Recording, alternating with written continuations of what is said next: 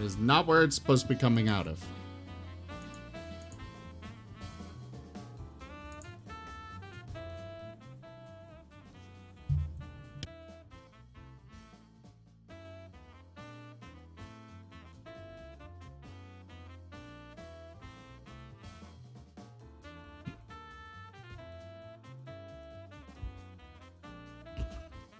Oh, I need to finish, Oh,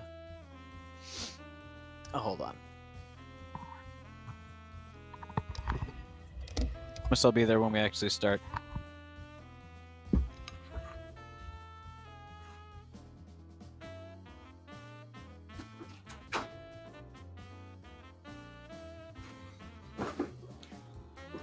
Mama Bold made pierogies and Salisbury steak. It's a good combo. It is, which means I'm switching to push to talk. Pierogies are amazing. They are. I didn't think I had them before. My mom assured me that I did, so I don't know. I got some chili going in the slow cooker. I think it's mostly meat. You just got a pot of boiling meat. Ah, yes, the signature dish, pot of meat.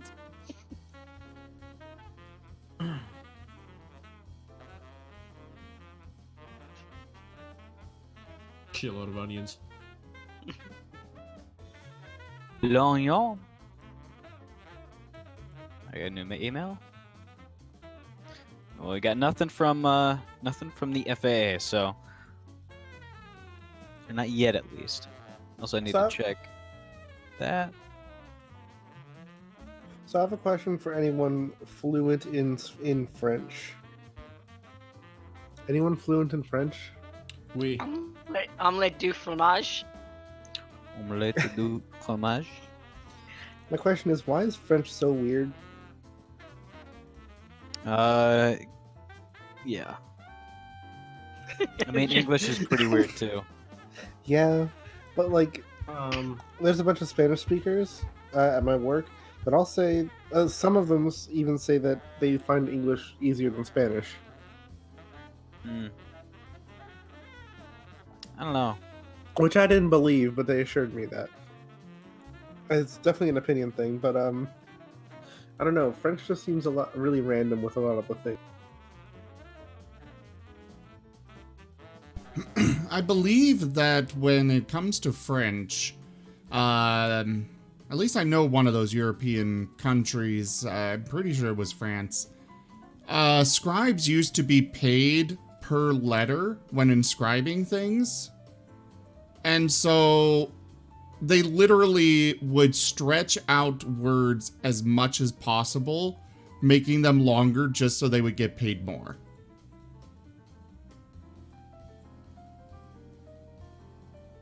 That was... Makes sense. Sounds very French. Yeah. I don't blame them. I mean, if you're coming up with a language and you're getting paid per word, why not? Or, sorry, per letter, not word. Let's have the word for the 15 letters long. Why? Because I earn money. Sounds great. Okay, you just sounded like one of those pitch meeting videos on YouTube.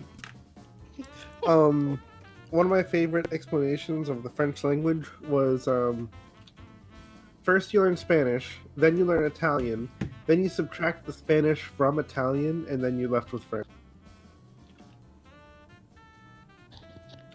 Like, I'm not great at math already, so it doesn't help. But it's also why you've got words like baguette with multiple T's and... I was writing somewhat, and I almost spelled somewhat like W-H-A-T-T-E. I just need a baguette and a brioche. Those are the capital red B's, by the way. Dude, brioche hey, is can I get amazing. my bread boneless? Brioche kick. Dova, the video I'm about to share is of the same caliber. Okay. Where? I could go for some Bologna and jalapenos. Bolon. Is it okay if I wear my Cologne?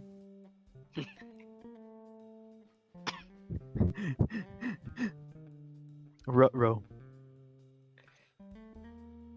Oh crap! I gotta post on Discord that I'm live. Oh man. Yes. I got distracted by this stream Oh raiders my God. thing, which it looks like they might have accepted me as a captain.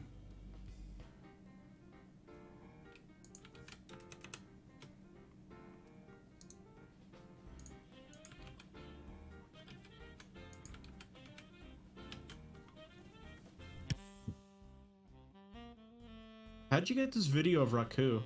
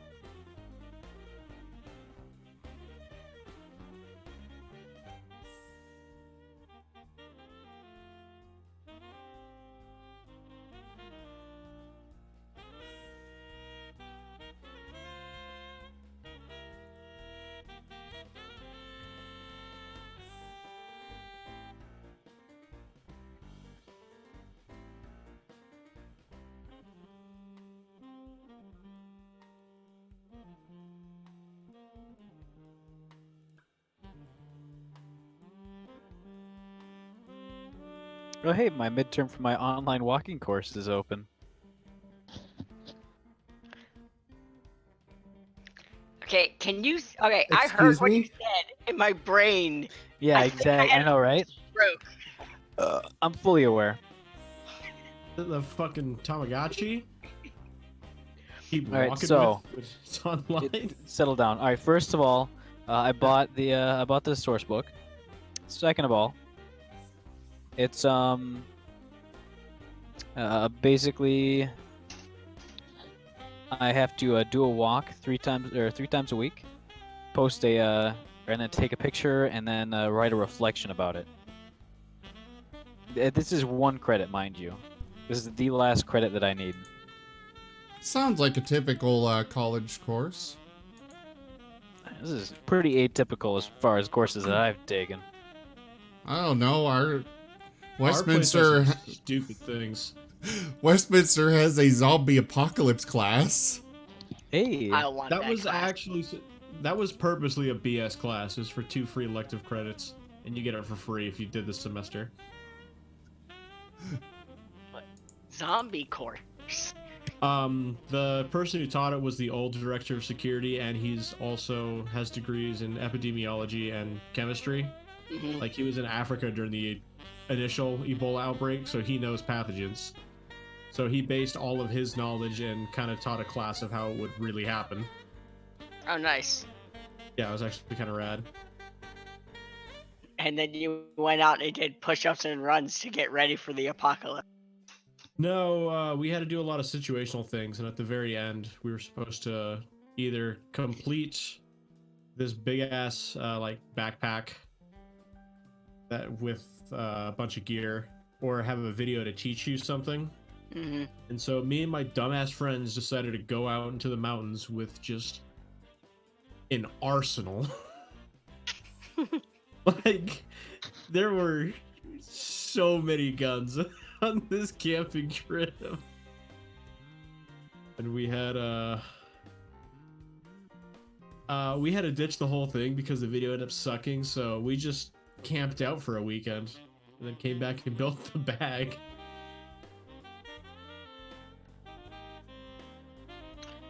My friend did a video.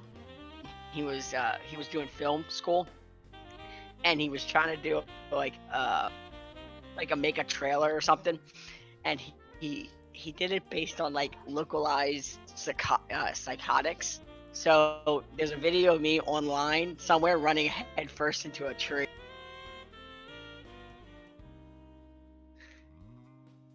Good times. That's nice. No, yeah, because we were thinking about doing the video that just like it does a kind of showcases a skill or something.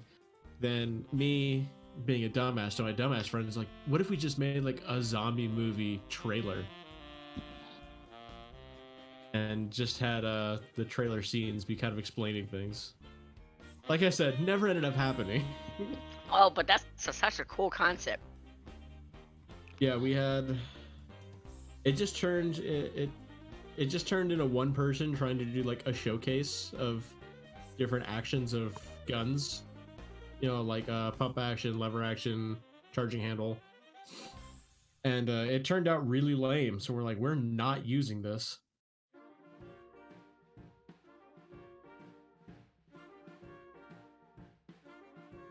All right, everyone. Hello and welcome. I am Razim, and this is Echoes of Eberron Dungeons and Dragons. Now, I know you all missed him so much last week, so here he is again. Guess who's back in town? God damn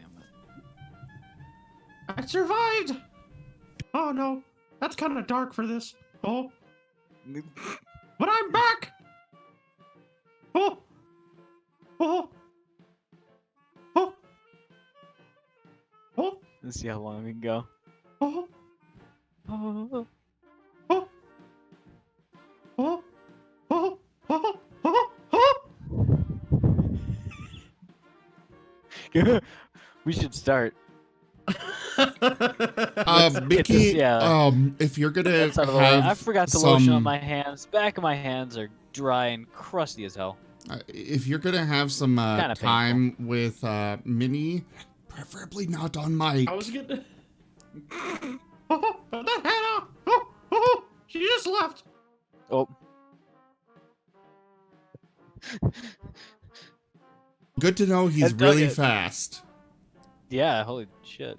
You see, I was gonna do that, but I wasn't sure if it was too far. But I guess it wasn't, so you Yeah, called me out there. We got the okay from Zim, so we're good.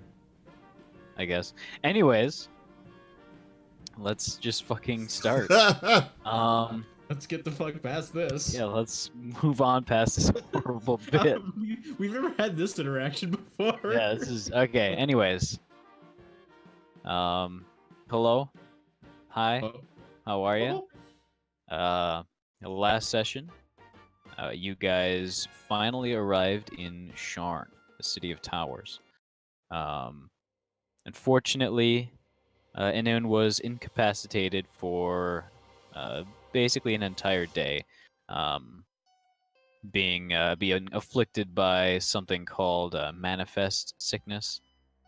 Basically, the magic of the manifest zone was so overpowering and alien to him that he basically shut down for a little while, and that's fairly common for mage and magically attuned creatures. But you guys turned in your spell shards, receiving about 3,000 Galifars, give or take,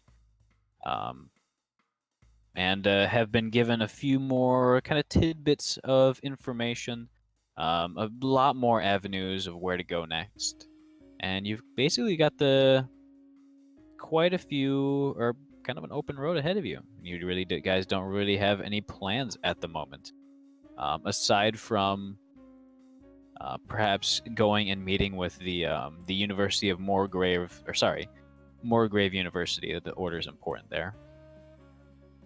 The curator for their museum and their sort of artifact storage. His assistant actually had a rune that matched with one of the runes on Inun's robes. And you guys, I believe, don't have a meeting scheduled, but kind of have an open invitation as to whenever Inun is feeling all right. Yes. But you guys are currently waking up from a very restful night of sleep. Actually, I think you guys have been awake for a while now. It's about midday as Inun's eyes slowly kind of come back into focus. He's been kind of battling against delirium for quite a while. But you guys are currently in a tavern called the Market's Edge. And it's one of the few taverns / inns in the city, actually owned by a member of House Galanda. And Yark, is Yark here? Yes, Yark, you are. joining in right now. Yeah. Okay. You would know that House Galanda doesn't actually have much of a presence in Sharn officially, but they have a lot of their members kind of acting as various bards in the city's establishments. Neat.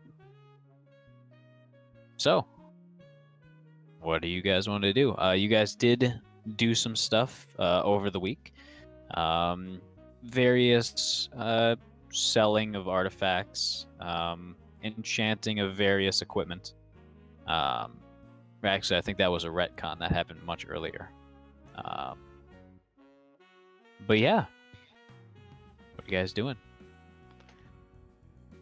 Oh my Well, head.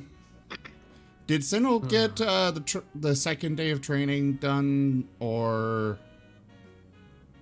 are we still going to need to do that? Yes, you would have gotten that second day done, and I believe you paid up front for the time. The first day, Dissota no longer had disadvantage on everything, but he didn't get the bonus from the armor just yet. Does he have that now with that second day? Yes, he would have the bonus with the armor. Cool. Because he's moving fairly naturally with it. Until he gets used to it further, he will still have disadvantage on stealth checks, but that's it. And really, that can only be solved with continual wear and use of it. Fair enough. Did the 3K already get split? Yes. And I got it successfully into your inventory. Okay. Seemed like I had more than I remembered. Mm-hmm.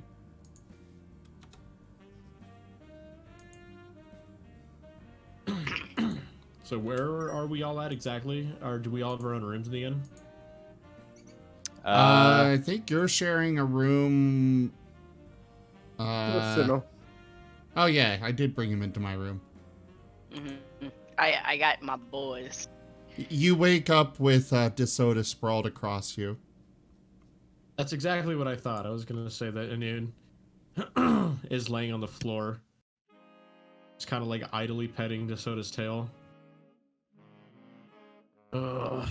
What the hell? Off the train.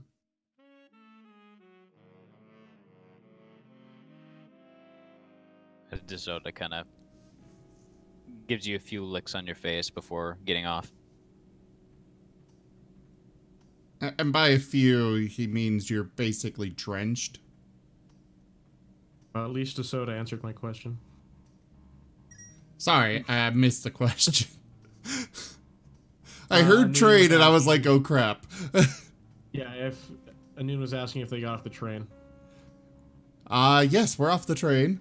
You've been in a strange, you've been non-responsive since we did. I think we need to stop taking trains. Oh, I have hiccups. Oh my god. Fuck you. Just when I thought it was over. Suddenly, he comes back with a vengeance.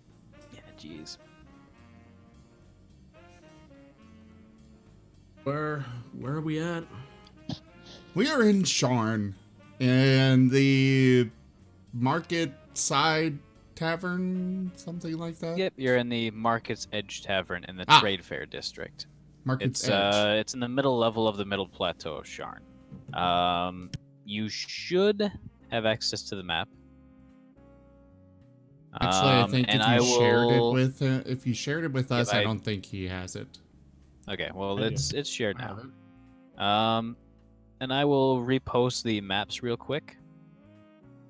Magic District.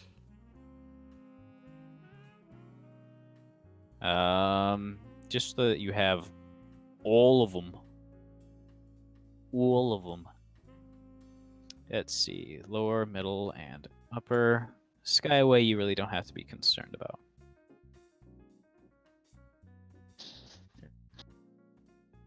Middle and upper. These are big boys, by the way. Have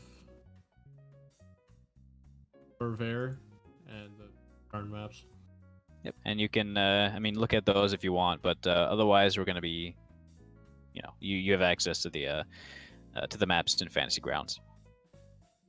They're so big. Holy crap. Don't They're zoom in. amazing. You're gonna get lost. Burn. Stop. And you guys are in that sort of middle plateau, in the Trade Fair District. Yesterday was a minor sort of shopping holiday, with a gigantic amount of deals and price slashes. And you guys kind of braved the crowds to get your various items bought and sold.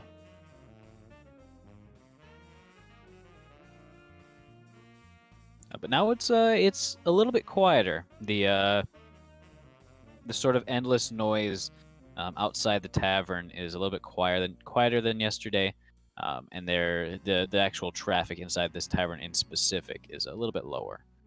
The large sort of dining floor and kind of a lounge only has maybe 30 people in it at this time.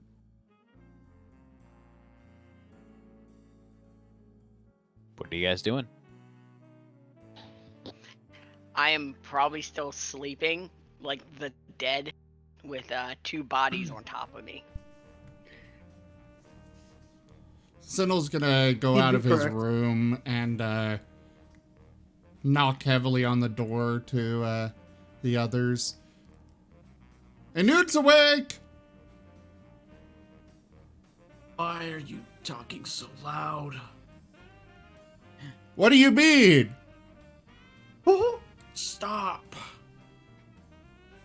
Why? Quiet. What are you talking about? My voice just has a large presence. Some deep gator mode echoes.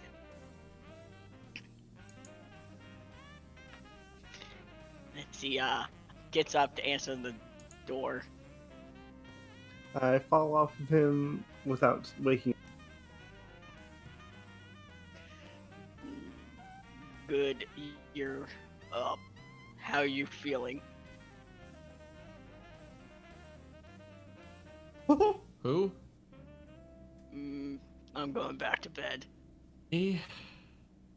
Yes. Anuna's gonna drink. All right. You have a drink. Yeah, like 10 in the morning. Champion right there. No. Fire water, still water. I mean, that's fair. Yeah. He'll go. Zerth will go sit next to Noon and go. So while you were out, I found somebody who has the same runes on your cloak. I set up a meeting for us. His ears are gonna perk up. Hold on a second. He'll go into his bag, fatigued and still out of it, and pulls out the book. Is it? Which of these did it look like? And he's just gonna kind of throw the encrypted book towards him to see if he can just spot if any of the characters are the same.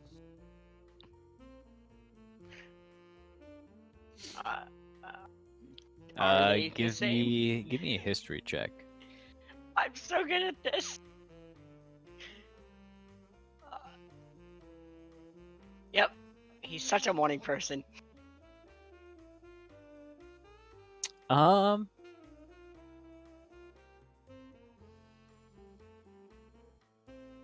remember it kind of looked like it's like a kind of like a maybe like an M, but with like a few more lines in it. You don't remember where the lines were, but it kind of ends up looking like a cactus, is what you remember it. And then you just look kind of a bunch of the lines just kind of sticking out of the M symbol, just randomly. Here's to new beginnings. He'll explain that and just go, my memory is a little hazy in the early light. Never one to get up early. What the hell was that? I don't know, and I wish it would stop. I'm pretty sure we all wish it would stop. Mm, Oh, I wanted to keep going. I can exercise it from you. I haven't done anything bad yet. You can't exercise me.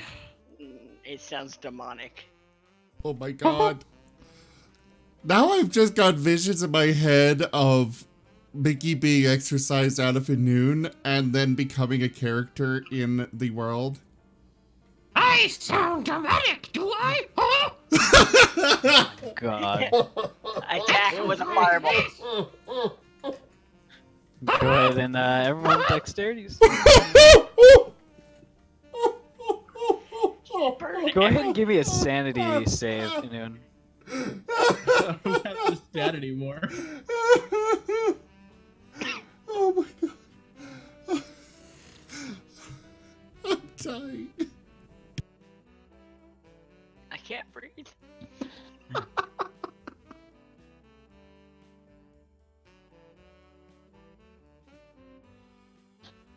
I don't see a Anyway. sanity save, Noon. I told you I don't have the stat anymore. I think Oh, yours I was guess I like do it. +3. Okay, 21. You can successfully fend off whatever eldritch presence this is. It's an old one. It's the true old one. Yeah, this is the actually what's like behind the veil. God damn.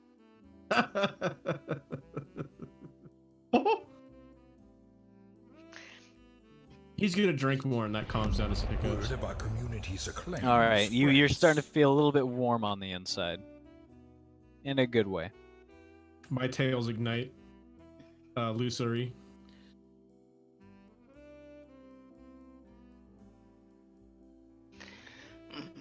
So when you are back onto your feet, we'll go set up the meeting. Yeah, Anud's gonna start getting up and try to get himself together. Find a bowl of water and probably clean out his fur, straighten it out. Have returned. All right. All the notifications. Thank you all. Just gotta bring out demonic Mickey and then everyone shows up to the party.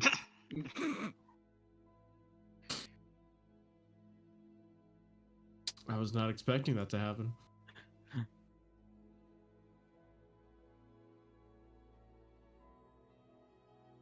All right. So, as you guys all get ready to face the day, some of you might head downstairs and you start to learn of what exactly happened the previous day. You know, that gigantic explosion somewhere down in the lower districts. Apparently, it was something Our pretty illustrious big. champion returns. And details are Welcome still kind of home. filtering in on exactly what happened. But the general kind of feeling is that a group of plucky heroes may have just saved Sharn. Nobody's really sure yet of exactly from what, but the city's feeling kind of nervous at the moment. It's like watching other people do someone's job. Oh, exactly.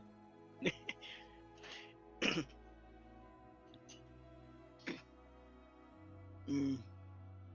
So that's what I missed. Falling. I mean, de-escalating a situation I was caught into.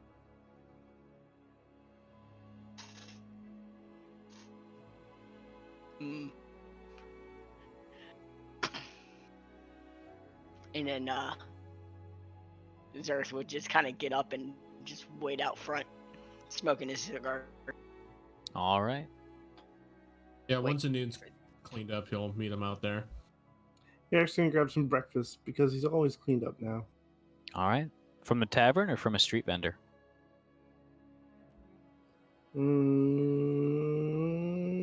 Both. All right. Go Anun ahead is and gonna take find away a- 2 sovereigns for the breakfast, which is fairly simple. Fried eggs, some bacon, and a nice slab of fresh bread. Anun's gonna check the vendors and try finding the biggest chicken leg he can. All right. Go ahead and give me a wisdom saving throw as you step outside. Good at these.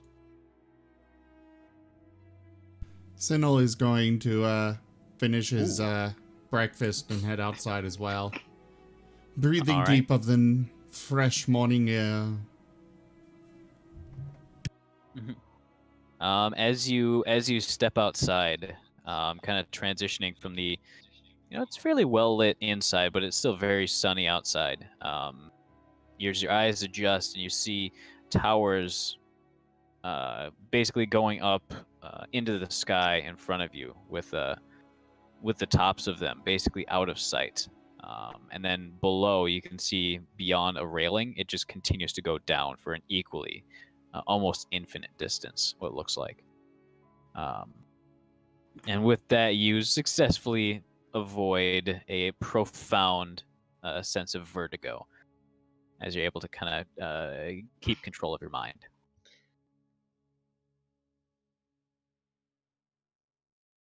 It's a doozy.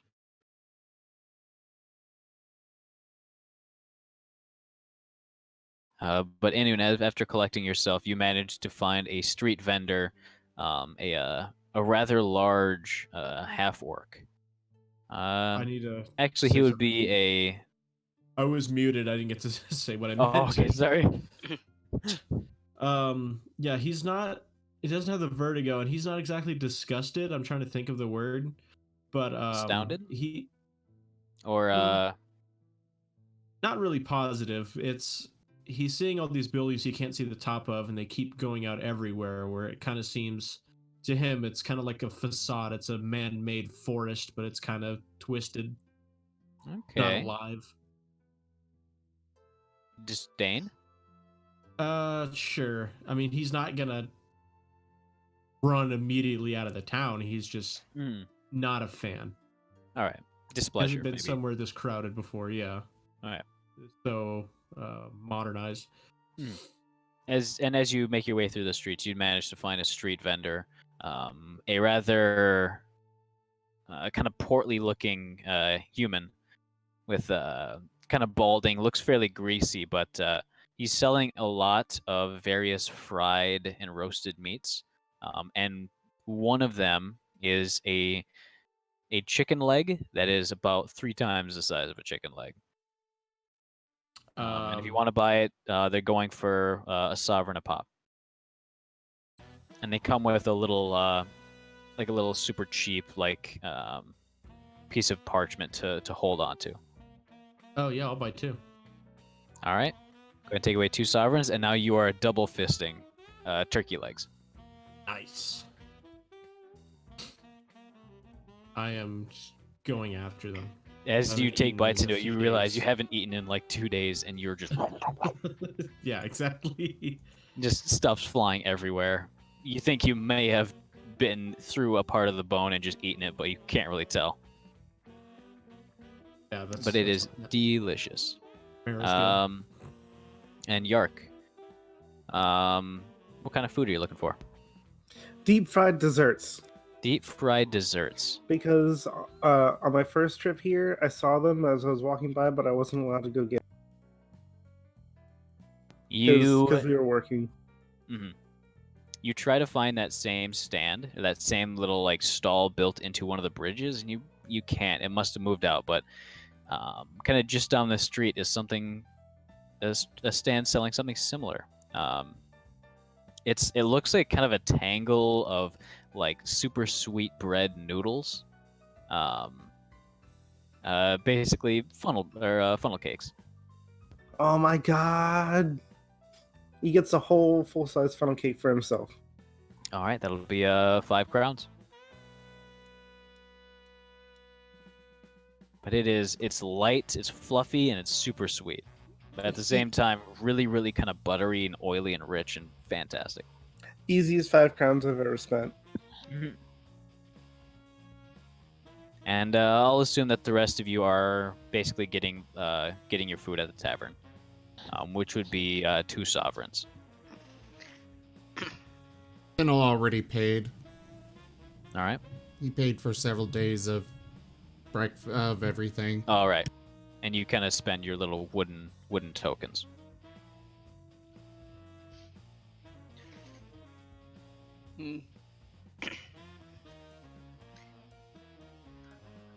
So now that you all are, well, we probably won't say healthily fed, but well fed. What are you guys gonna do? Zerth, as he's outside, gonna take a deep breath, a long drag on his cigar, and he's gonna go, "Today is the day," and he's gonna look over the edge. Go ahead and give me a wisdom saving throw. All right. Oh, son of a... You kind of steel yourself and look over the edge and almost drop your cigar as you just kind of close your eyes and lean back again and just kind of stand there for a few seconds, trying not to look down anymore as you find yourself really not being able to breathe for a little while. Your eyes kind of spinning in their sockets. Great furious raft. Oh, this sucks.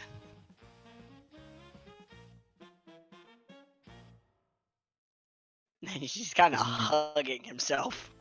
As you find yourself also hugging the wall of the tower, staying as far away from the edge as possible. He does the thing with his fingers, his eyes to the ledge. He's like, "One day I will conquer you."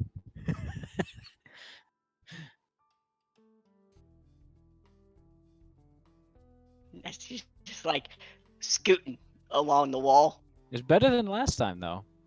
Yeah, he didn't fall from a building. Yeah. Hey, you can only go up from there. And Or- it's just going to be wondering Hopefully not what down. Zerth is doing. That's not true, Dova. He could fall several more times than the previous day. Is Inuan's just kind of watching. I mean, he could fall. Did The I goal miss is something? I'll let you discuss that in character. I don't know what you're talking about. I've always walked this way. Scoot, scoot, scoot. No, no. Not right. It's What's going on? it's just your imagination. Scoot. Do I need to cast Zone of Truth? Try it. Come on, don't. Just tell me. I may or may not have a thing with great distances that are vertical. He nearly fell off. Why? Ten- Why were you over? I by nearly the- took the party with me too. I don't know. It's an irrational fear, and he's gonna kind of tentatively look and then like slam his back against the wall. Yes, Okay. a irrational fear. Because I've sort of heard about this and I saw the drawing. I thought it was like Zerth dropped a cigar and he was just trying to get it. Like he was on the ledge. No, he actually fell off, and he would have taken everyone else with him, but I was able to cast levitate Yeah, on him at it the was- last second. It was almost. I almost killed the entire party. Oh, by the way, Zerth, you do have a bit of a stomach ache right now. You know what? That is completely valid. Right, well then let's get away from the edge and go further into This town. place is all edges. No edges if you don't look at them. Mm, They Tapping just can't your get head. you.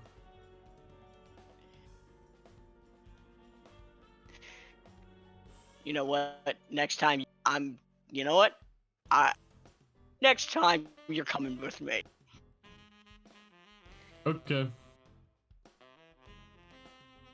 He's Let's still pressed against the wall, moving. He is not moving away from that wall. That is a safety wall. Anun's gonna try herding everyone together and then show interest in checking out Magicville. All right. Which Magicville?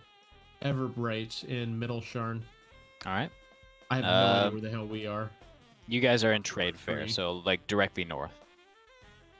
Oh, are we still in that? You're not in Oh, that okay, I same see. plateau. You're in the plateau above that. Oh, what the fuck?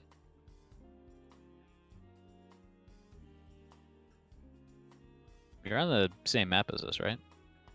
Yeah, right below Everbright. So how do we? Anun has no idea how to get around these places, navigate them.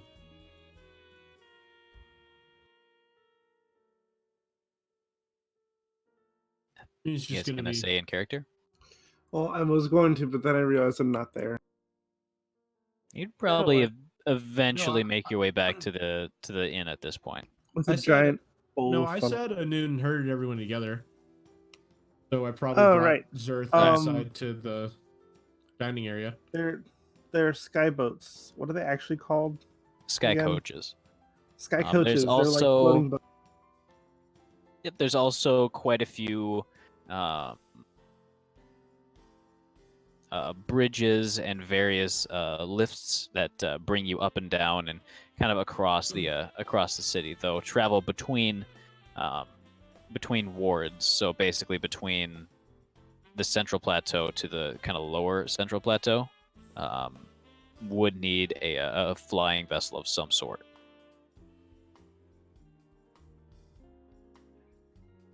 But, There are actually like public trams, these large airships that are operated by House Lyrandar. That would basically, or Lyrander, I believe, that basically operate as like buses, going from fixed points every so often for a fee. So Anun Yeah. hasn't seen any of this city yet. He was on the train and then he woke up already smack dead in the middle of this. So he's gonna be getting kind of frustrated hearing about all these sky trams because he doesn't want to go in any more of this machinery. Bad shit happens. Oh no, they're magic boats that fly. They're not like trolleys. There's a magic train that goes. We had problems with that. We've had problems with all trade, to be honest. I have to get in freaking coach. There's no first class. I have some weird dream and I wake up in Colombia. What's a What is Columbia? what is Columbia? That is wisdom 25. Let me mention it again. He just has a spark in his. That's just this word symbolizes his feelings towards this Columbia. It seems right. Yeah.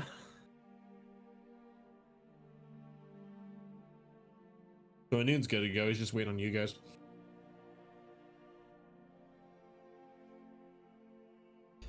We didn't really have any specific place we were going to go to. I guess just shopping or something else. I just want to chop at this point. Yes. And just, I guess, look around the city because, I mean, we go from billboard to billboard.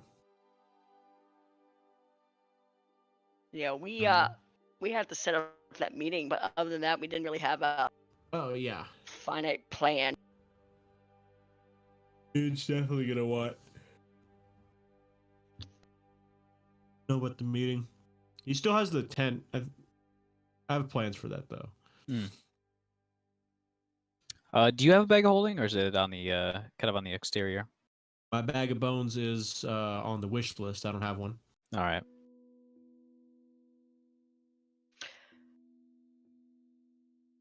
Uh, nope, I forgot what I was going to say. That seems valid. Never mind. All right. So, you guys could take take one of the trams, basically, or you could try to find a private sky coach for a little bit more expensive fee. It's 2 sovereigns each for the sky coach. You remember that from the last time you took it, but you haven't taken the tram yet. You reckon that's going to be cheaper though. Looks like Dusty is here. Maybe eventually. It says he was connected on Fantasy Grounds for a sec. So I'm guessing he probably logged off to walk home. Hey Dusty, if you want to give me 500 Galifars, say nothing. Oh, thanks, man. He's not old enough to consent to that. You need to talk to his parent. All money goes through Zerth. That's fair.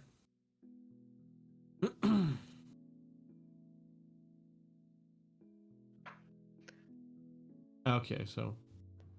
All right. As you guys Quiet. start to head out, it would take about half an hour in total to get there. Do you guys want to get a sky coach? Noon doesn't Sure. care about the price. He wants the nicer one. Yeah, All Sky right. Coach would probably be easier to get anyway, or at least. Somebody go ahead and roll me a D100. Okay.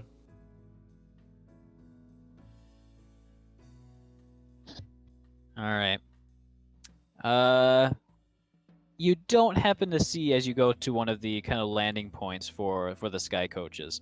You don't happen to see the same guy who's been kind of your personal ferry for the last 2 times you've ridden on the sky coaches. This guy's a fairly We met a fairy last time? this guy is another half elf. But he's kind of gruff looking and is very businesslike. He doesn't really make any small talk on the ride over. Strangely, Zerth, you don't really feel the same fear of heights that you did before. Maybe it's just because you're sitting down now. Mm-hmm. Yeah, he's not standing. He'll be sitting. Not really looking. Like he'll look out the windows and stuff, but not really like actively look down. Okay. He still feels okay. Like he feels. I think in this situation he would feel more in control because it's a moving vehicle. Than it would be just like peering over the edge. Yeah, 100% get that.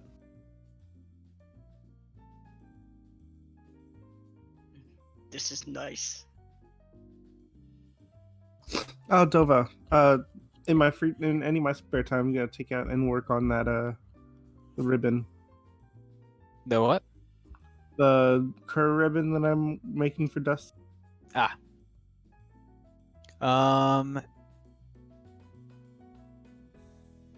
believe the you should be able to use the same rules as you did from last time. Yep, I forget already paid exactly- for it. Okay, cool.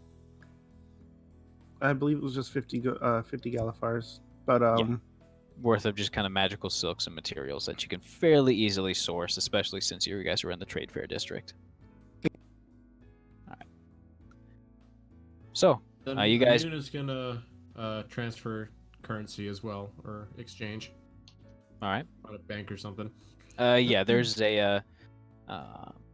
I don't know if that's something that you want us, if we can just do that whenever to make it easier, or if you want us to go out and have it changed. Oh, you can totally have it done. There's quite a few kind of banks and institutional financial institutions. Let me.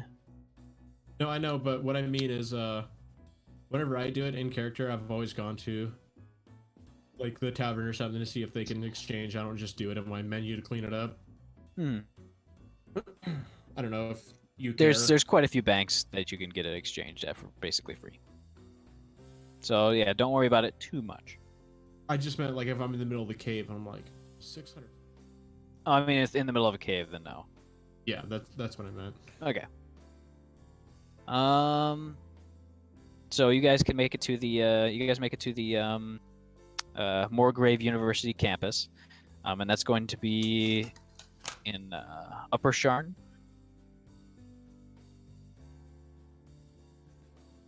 So I think Inun's already on this map, but on the central kind of southerly plateau, right in the middle is the university district.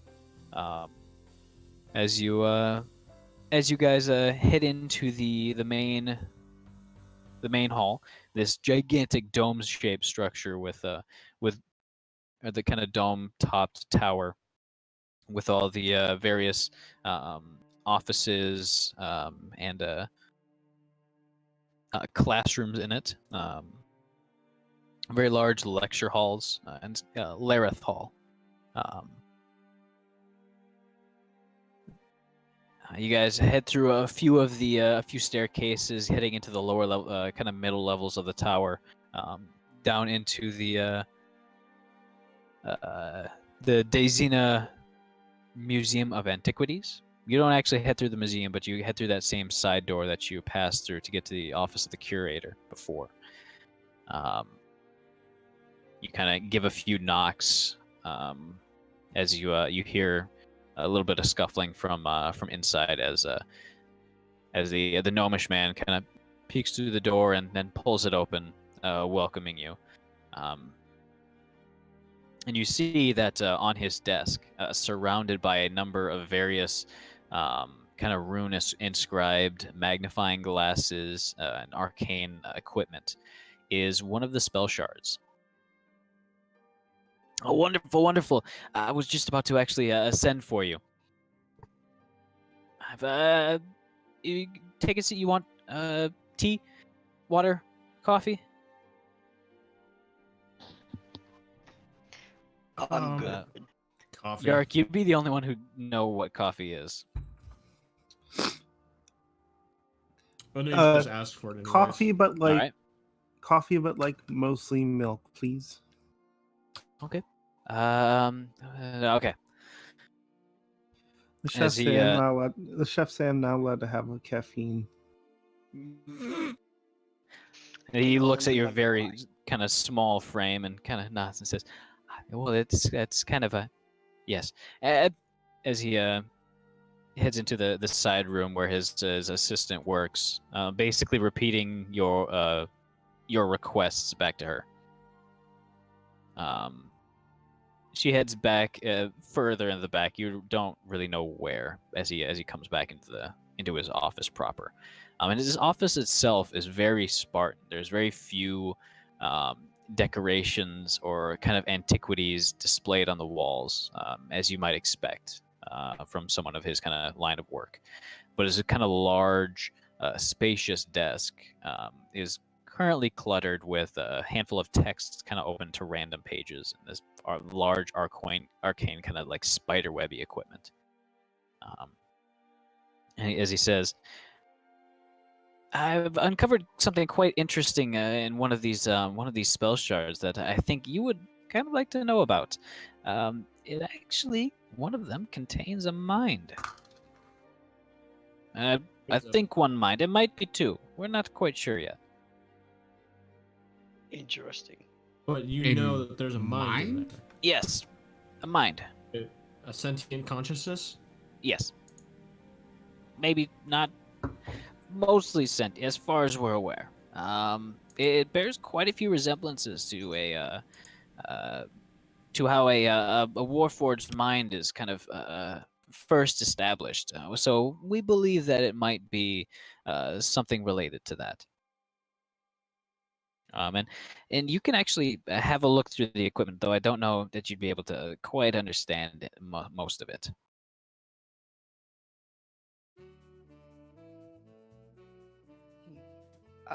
You guys can kind of look through, kind of peer through the magnifying glasses as they're kind of set up. Go ahead and give me Arcana checks, everybody, if you want to look through. Yeah, I'll be curious.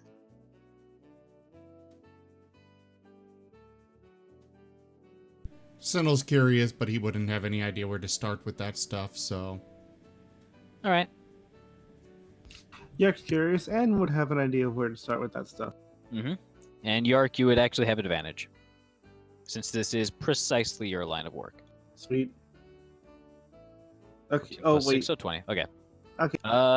Inun and Yark, fairly expectable for you guys to have a real decent understanding of what you're looking at. You don't really know where he's drawing the conclusion that it's a mind, but there's definitely some sort of like entity within it. Kind of this very dense point of information somewhere stored inside the spell books, the spell shard's various pages and pages of arcane text. It's just this kind of gigantic lump. Various swirling lines and webs, these tangles of kind of nodes of information. Some of them have clearly been kind of cut open and looked into, but you two are really unsure as to what exactly is in there. Inun, you're not sure where you're getting this feeling from, but it feels like it's asleep or dormant. Maybe it's just your intuition saying that if this was a mind, you're pretty sure it'd be responding to all these pokes and prods. I need to stop muting myself. And I just super glued my fingers together. Okay. With actual Anu's super gonna glue, or- ask- Loctite. I'm trying to fix something. Oh, nice. Anun is going to ask if he can hold the spell shard. He, the gnomish man, kind of nods, saying, "You have any plans to examine it further?" I just am curious to see if this is a consciousness or a soul. There's a difference at this point. I just have a theory to test. Very well. He kind of detaches some of the various wires and conduits attached to it and kind of gingerly pulls it out, kind of gently handing it to you. Now, Anun actually knows how to make a fake soul. Mhm. He knows how to make an artificial one. That's what Animate Dead does, and it inserts it to a living being. So he's going to try to see if it's anything like he knows if it's more like artificially created or if this is what's exactly going on, if it's more of a soul or a consciousness, if he even can figure that out. He's just trying to gain something. All right. Because he kind of has an understanding of putting a soul there, and I'm sure he can identify other undead pretty easily. Tell that this mimicry was forced in there, so he's going to try to assess if it's a mimicry in there or... what Go else is ahead and give me happening. an Arcana check. There we go. Kind of prodding at it with your various experience, your arcane magics, and just kind of this innate spell casting ability that you have. It's hard to tell. Maybe it's because of just the medium in which it's stored. You've never really dealt with having a soul or and a manufactured soul kind of being stuck inside something like this. Because it's kind of pointless that way.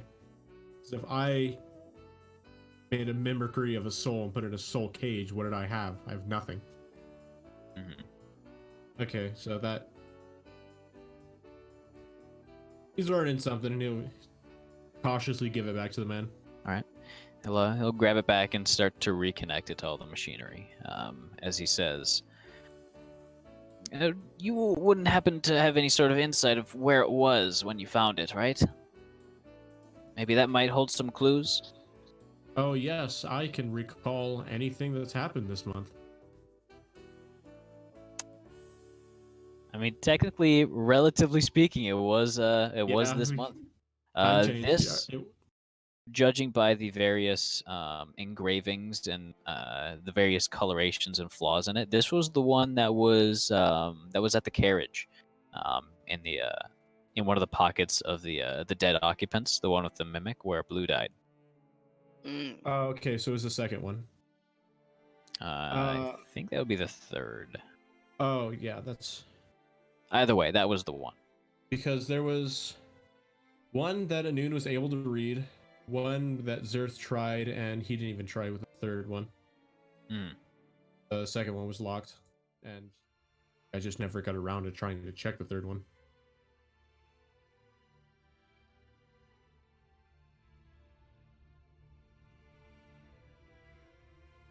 So, do you say that, or what do you tell him? I mean, I tell him what he wanted. I told him where I found it. You I say just don't have an one of internal your insight on it. companions. You say one of your companions, kind of pause for a second, passed away, and it's nearby. Our Warforged, yeah, I'll let him explain. His eyes kind of widen as he strokes his little wispy beard. Yark is going to open up the bag of holding and pull out the biggest part of Blue. Well, at least what, like, I'm guessing when I picture Like an it, arm or a leg. well, I was thinking like the head and chest would be one solid piece because he's been putting it back together physically at least. Okay. And the chest is also where the that special orb, the one with the artificial mind, yeah. And he's gonna explain how he's gonna explain that too, how the artificial, how the I can't remember her name Cody. Cody? or what she was exactly. Did she ever explain that? I believe she did. She was a docent. Yeah. An artificial life force that's put in with, or artificial intelligence that's put in with the Warforged. It kind of Yeah, I'll integrated tell- itself into his frame. Wait, Well, would then I'll tell him that- would Anun think of that? Well, either way, I tell him. No. You would know more. It's Warforged, so no, I don't think he would. Either way, I tell him that it was our companion Blue who is infused with the docent. Neither are Huh. responding though. Kind of looks at you, grabs his kind of spectacles with these various kind of magnifying components on either side and filters and various seeing devices, and he I've been trying looks to at put, it very intently for a few moments, kind of flicking between the filters. I've been trying to put them together the best I could, and I managed to do so pretty well physically. And he's going to take out the rest of the pieces, which are, for the most part, just big chunks that need to be connected. See, he kind of reaches forward, stopping. Do you mind if I Go ahead touch and him? Okay. gestures with this. He starts to examine the head, particularly examining the kind of part on the right side of his head where it's kind of been broken away and repaired. And he kind of focuses on the other side, the one that's pristine, as he says, I don't recognize this manufacturer. Or this creation forge's sort of style, that is. And neither do I recognize the repairs made. Do you know where he originated from? No, all we know is that there's this man who wanted to meet up with us, and this is his companion, but the man we were supposed to meet died before we could get to him because the town was attacked by sky undead pirates. Sky undead pirates. Yeah, Undead they were sky like pirates. these zombie skeleton guys on giant floating ships that destroyed. Right.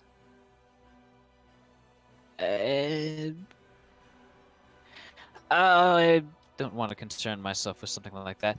Anyways, what I am seeing is that this Warforged looks like a special make. Maybe one of a kind, that is. Um, It's reinforced with this thing called plot armor.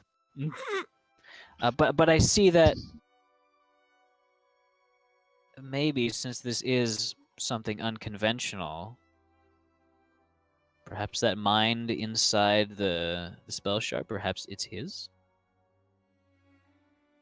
I'd rather not try to experiment more with this spell shard, maybe sucking in the minds of any creature that perishes near it. Or well, that would just kind of be immoral and unethical to perhaps subject something to that. Nevertheless, requiring something sentient die nearby, that's kind of, well, Dark. illegal in many ways. Oh, yes, and also illegal, yes. Very illegal.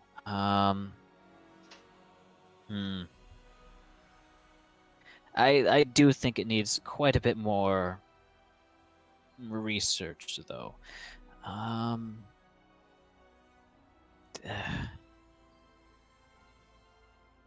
As he kind of sits back on his fairly his kind of unfurnished, unpadded chair.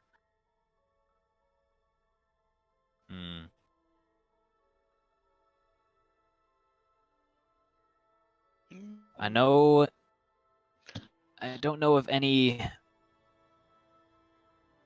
things that might put the mind back, if assuming that this thing is its mind. I can try to do some research, and you're free.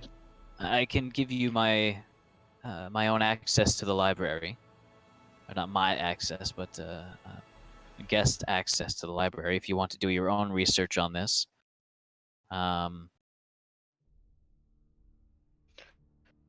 What's the probability it is actually him in there?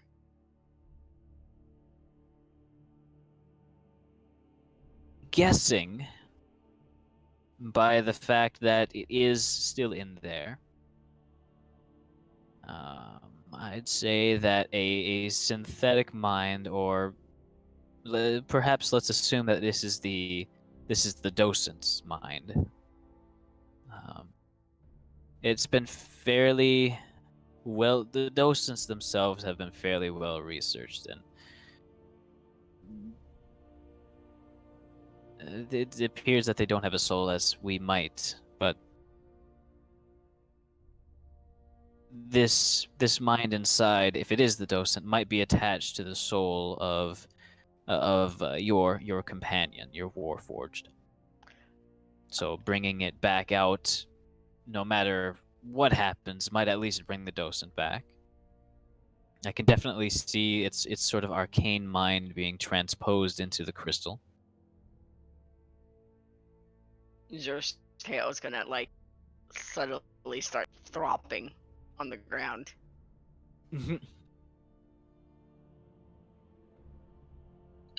What about Cody? That's the docent is named Cody. That's what I'm speaking of. Oh, okay. Yeah, also, yes. hello. Hi, how are you, Dusty? That's not the docent's name. wakes- The docent's name is Cortana. Dusty wakes up, just lifting his head while being draped over their shoulder. I pat him on his head. You have slept through a lot. Always knew. Goodbye. As you snooze again. He's coherent. He's consistent, at least.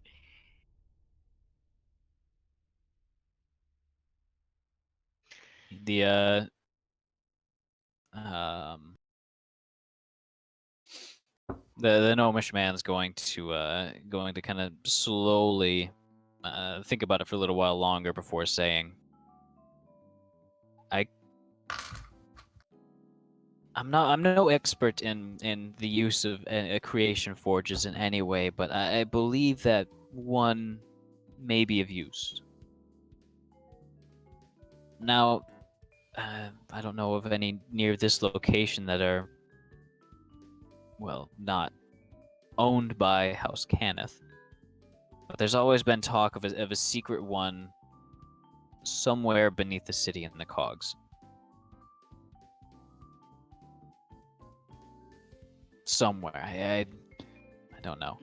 And if we were to find it now, one, gigantic breakthrough, lots of political sort of trouble that would be.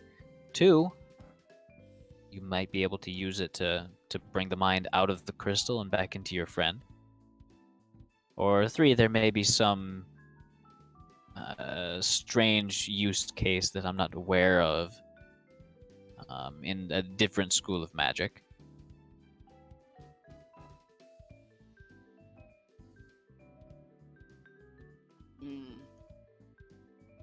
Is there a class of magic for strange runes only very few people know? Oh, yes, your friend. My assistant was actually wanting to speak to you. Oh, I believe you were going to be here about that primarily before. I see. And he kind of turns around, just about to yell out her name before he just kind of jumps back in his chair, holding his chest. As you guys really didn't notice her coming in the room, but his assistant is now here, holding the tray of steaming drinks. Yeah, her. Janet. Maria. And settle down, anyone, okay? Janet, holy shit. He's just kind of holding his chest, kind of thumps his fist down on the table. This is my assistant. I believe you were kind of out of it the first time we met. As she starts handing out the various drinks that you asked for. It's coffee. Never had coffee before, and you kind of sniff it. I mean, it tastes a little bit like burnt wood, a little bit of that carbon kind of smell. But you take a drink of it, it's fairly bitter, and kind of an unpleasant taste to it. He's not a fan. Yeah. York drinks a lot of it, but It's like basically like a very light beige. milk and sugar, almost entirely. I think the sugar rush is going to be just the same as the caffeine at that point. Not tons of sugar, but enough to not taste. Okay.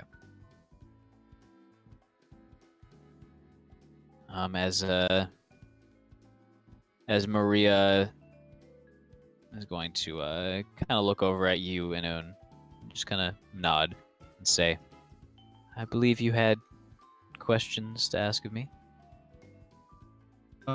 Yes, mostly about the equipment that my compatriots told me about. You have some kind of bag with one of these symbols, and he kind of plays out yes, his robe as he's wearing it. She kind of pulls her kind of robe to the side for a moment, and you see her small kind of satchel, just kind of on the side of her hip, does have one of those symbols from your robe. It kind of looks like a circle, with kind of two curved lines coming apart from either side, meeting in the middle, and then kind of splaying apart at the bottom. Kind of like an O with a kind of curvy, stylized eye in the middle. He's gonna ask, do you happen to know what that symbol means, or does the bag do anything? The bag is something of my own design. It's meant to function as a bag of holding with a few extra quirks. But to answer your question about where I found it, perhaps it'd be best for you all to get comfortable because it is somewhat a bit information. I started a new cigar. Don't worry, I got the best seat in the house minus the smell. It's a little bit Yark is- smoky up there. Yark is vibrating silently from the coffee. Your cup is just kind of shaking. But this is a very mild reaction. What's that bean juice? Yark Dude. drinks the rest of it. Anu's gonna nod for her to proceed, because he has all the time in the world, and he's going to, as he's listening, every few minutes he's gonna take a sip of the coffee. Remember it's gross. Put it down when the flavor leaves his mouth. He's gonna go, "I'll try it again. Oh, it's still gross." And that repeats until You're starting to feel very attentive. yeah. She's going to ask you, have you ever heard of something called the Evergreen Conclave? Does the name ring a bell to you at all? No. yeah. No? I That's understandable. Rather secretive, but of what the general public and academics and our archaeologists know of them, they were very somewhat similar in scope and pursuit to House Cannith. They performed quite a few arcane miracles, and in fact participated quite a bit in some of the various lucrative Magitech contracts during the last war. But very few of their artifacts remain today. However, the various rune stylings that they had are very useful when it comes to binding and the creation of constructs. I'm sure you may have come across at least one or two of them on your travels, as you are adventurers of some sort, I assume. I've seen entities with these symbols, but they were all at least biological, monsters, undead. I've never seen one of these symbols on a Warforged Warforged. or any kind of construct. Yes, So they what didn't. They construct didn't work on. They didn't really do anything with the Warforged. I know that they did quite a bit of work with the undead. Some of the undead soldiers for Karnath, as well as I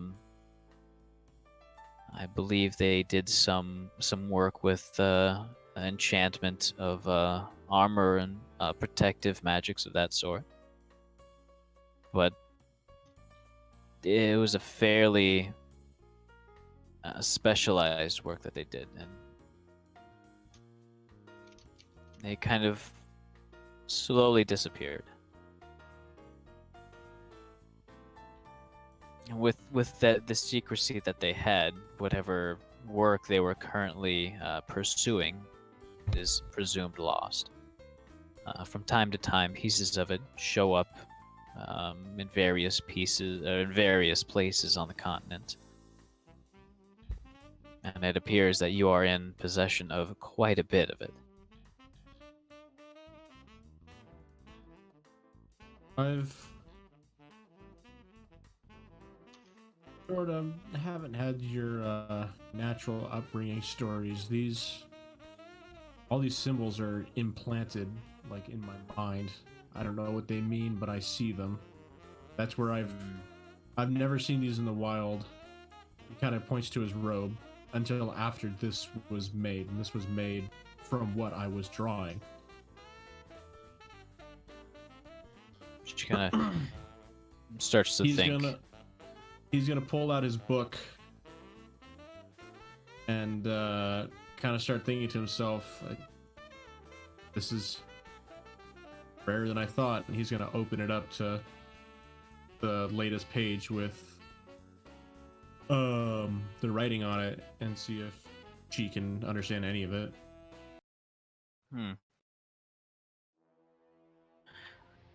She looks at it very closely, kind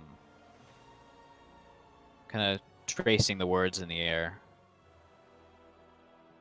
I don't recognize very many of these symbols then. But it seems that this isn't kind of a rune scribing language, but more of an actual written language. Where did you say you were from? I woke up in the Elden Reaches. Elden Reaches. Young Kitsune. I don't exactly know Kitsune. how I came into existence. I have no parents or family. I was kind of adopted into this wood elf tribe. She kind of looks up towards the curator and says, "Do you happen to know where the origins of the Kitsune? Or any sort of population centers?" The curator just kind of shrugs and say, "This is the first time I'm hearing of them."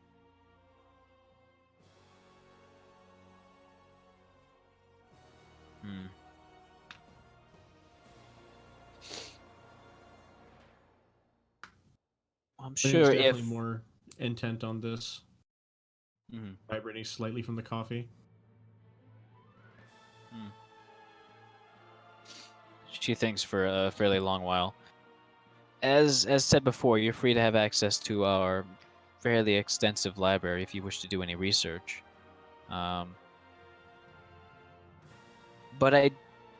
the area which I obtained my own knowledge of was as in addition to the rumored creation forge somewhere down in the Cogs. I can provide a map to the general location, but I believe that was kind of near the explosion, so whatever's there may be buried.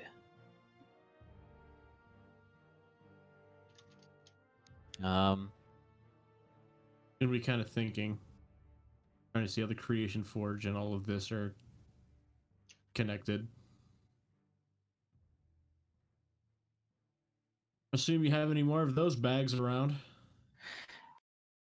Fortunately, no. This is a prototype, and it really won't function very far from my own self. So did you put that rune on the bag, or what was I the did. history exactly? Where did you see that? A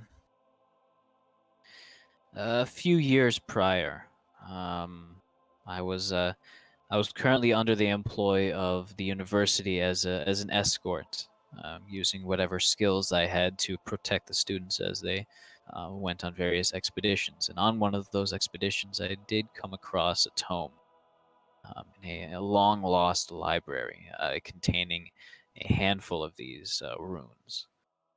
Certainly not nearly as many as I've just seen from your book.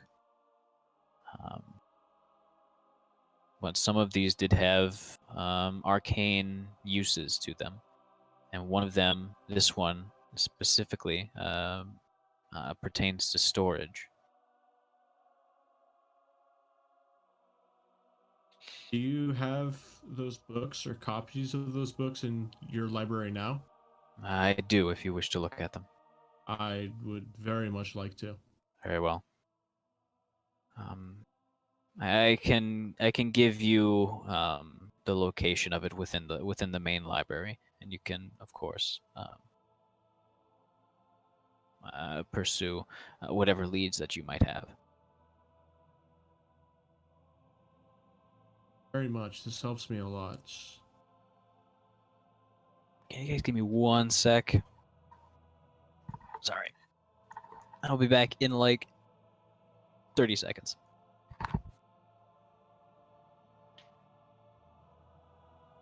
One. Ho, ho. Two. Ho, ho. I'm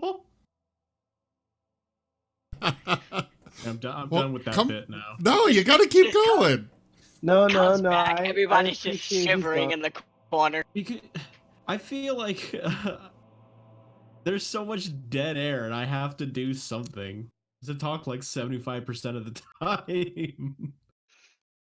Okay. I mean, so we this got particular session, it's been your whole story, and I mean, Incinel's Yeah. got nothing to do with all of that. I know, but it's What is he Keep going to writing do? the Just therapist is quiet. You can't have dead air. well, yes, I know, but you can't get mad when we're not talking during your story. I'm not mad you're not talking to my story. Dova's gone. There's nothing. Well, now we're talking. There was Oh, a yeah. Who remembers that carved ivory statuette that Dusty has had since forever? All right. Me. 45. Welcome back, Dova. That's 45 seconds. All right.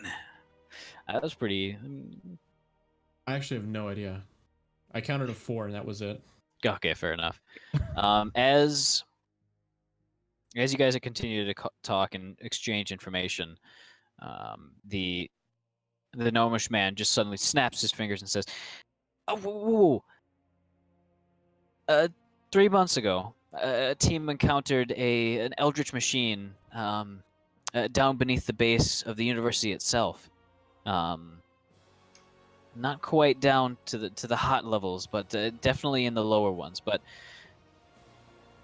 during our initial investigation, it switched the minds of 2 of the students. Well, we ended up switching them back, but I think that machine might be able to reunite the mind of whatever's in there with the body. I mean, it is taking a bit of a risk that whatever mind is inside this spell shard is actually friendly. I mean, it might be some sort of wayward, fairly angry spirit from the Mournlands, but I mean, the Warforged is in quite a few pieces, so I don't suppose it would be that much of a risk.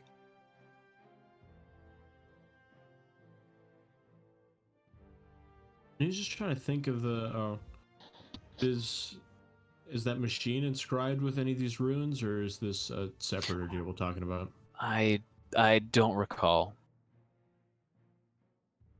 I know that quite a bit of experimentation was carried out, but those papers didn't make it my way, so I believe that it may be a secretive affair.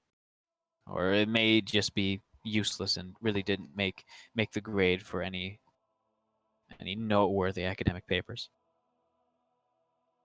So this machine was out switching consciousness. Or perception. Anoon's more along the lines of thinking that this machine's could be pretty dangerous if you could just make like instant liches with the just transferring into a phylactery. But if it's consciousness, not soul, then that would be different.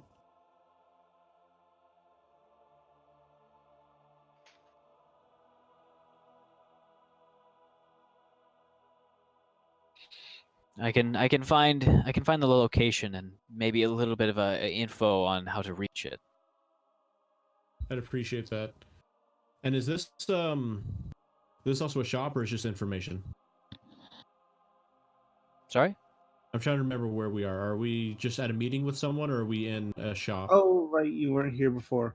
This is kind of like a professor at the college. Oh, okay. He's the think. one that put up the bounty for the spell shards. Oh, okay. We can probably find some students peddling their projects. Well, at this point, Anoon isn't concerned about that bag since it's not an actual artifact.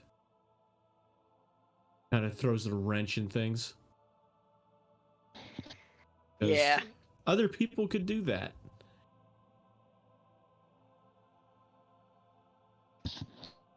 So does the bag, like, if you put an egg in there, it just cooks it? Someone just figured. The tent shoots lightning bolts. Excellent. Speaking of the tent, I forgot about this. But as you kind of sit down and kind of unsling your bag and put it on the floor, during the tail end of your conversation, during a quiet part, Maria is actually going to say, "I didn't ever expect to see that again. Where'd you find it?" The Mournlands. I believe you actually found it on the road leading from that the Edge City, Rustport, Yeah. leading to Vatharon, I believe. So not exactly in the Mournlands. Would you tell her that though? He's gonna give some details, but stay kind of vague. Okay. Oh. Well, it seems that by some stroke of fate, that you're actually in possession of one of my... She looks kind of closely. Oh, that is my second prototype. I'd experimented with making portable structures, and that seems to be one of the actual somewhat functional ones. Oh, I haven't used it yet. Have you used it as an actual tent yet? No, I was planning on it, but I would just kind of woke up from a magical thing. I saw that your eyes were kind of rolled into the back of your head when we first met, so I sort of assumed. Would you mind if I took a look at it? It was working when it left with one of my colleagues. There's right, so he hands it over to her. All right. A little disappointed that it's not a true artifact, at least in his mind. She unties it and starts to roll it out on the kind of large empty space in this office. She kind of, oh,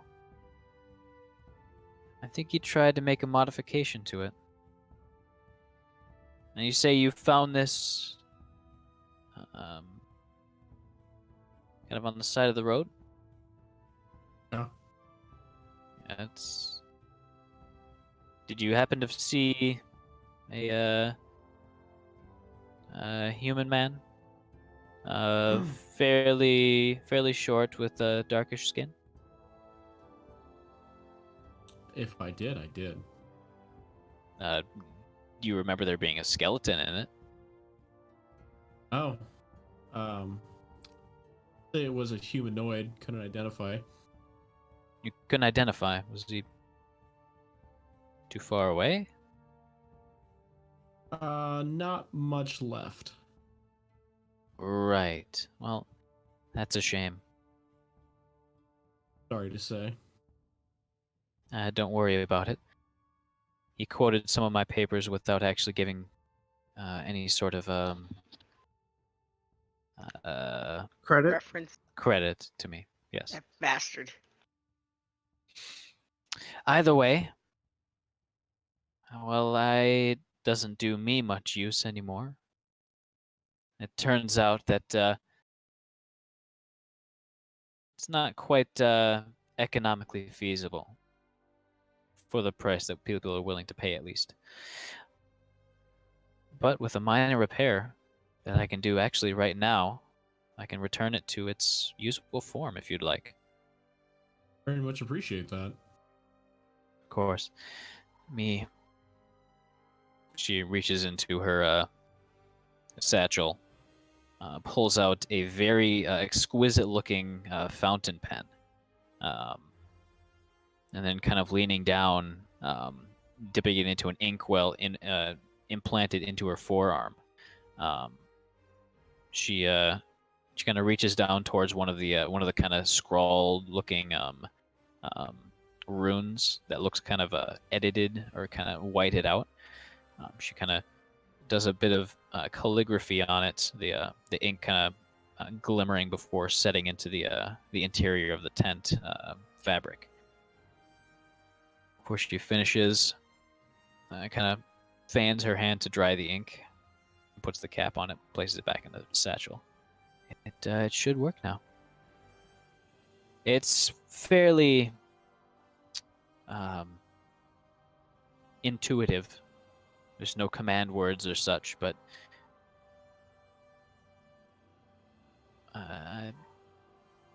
yes. It should work just as I had intended. It provides a much more luxurious space than the exterior volume might suggest. But by no means is it any more durable or resistant to the elements as the normal tent should be. Okay. And what exactly is the enchantment of these runes?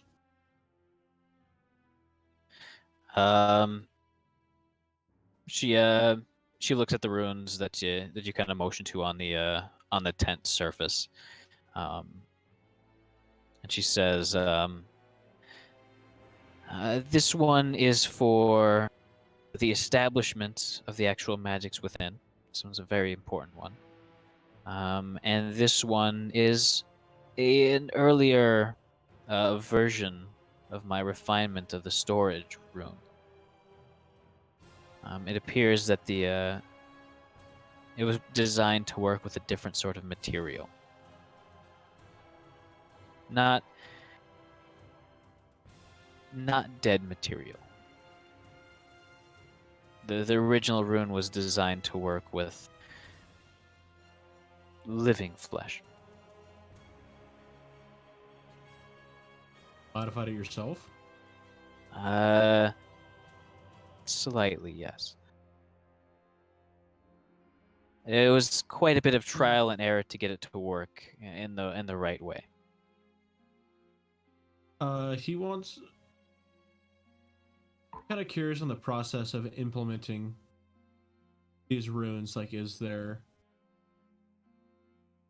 How are they casted? Are they rituals, materials, verbal, somatic? While I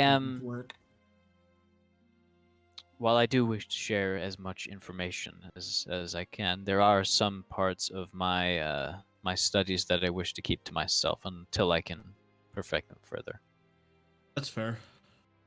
But I will say it is very similar to artificery. It's very similar to the various arcane schools and the writings that they use, in the way that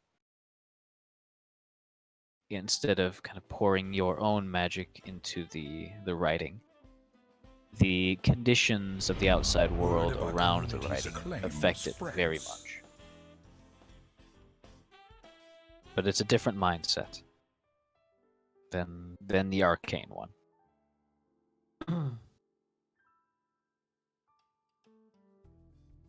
Anun is going to take note of which rune it was that had the capacity enchantment. All right. Kind of remember that and wants to later on probably have some kind of meditation or reflection and try to understand. But he does want to read those books as well. Okay.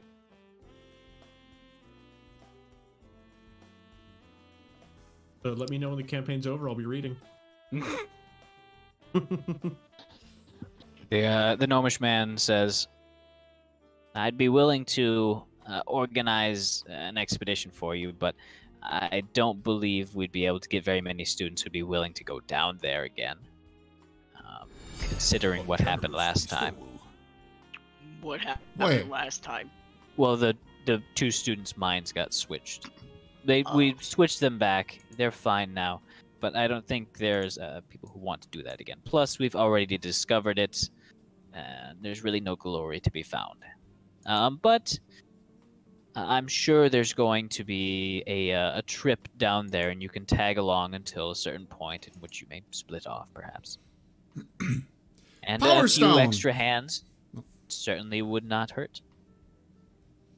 Power Stone, thank you so much for that donation. So Dova, now you've got decaf coffee. Oh, Heck thank yeah. you, Power Stone. Every time you donate, I get stronger.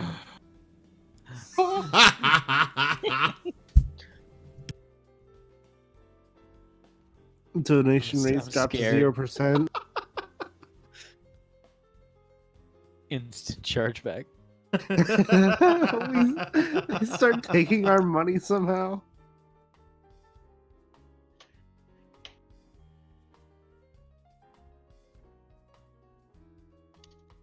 End of that bit.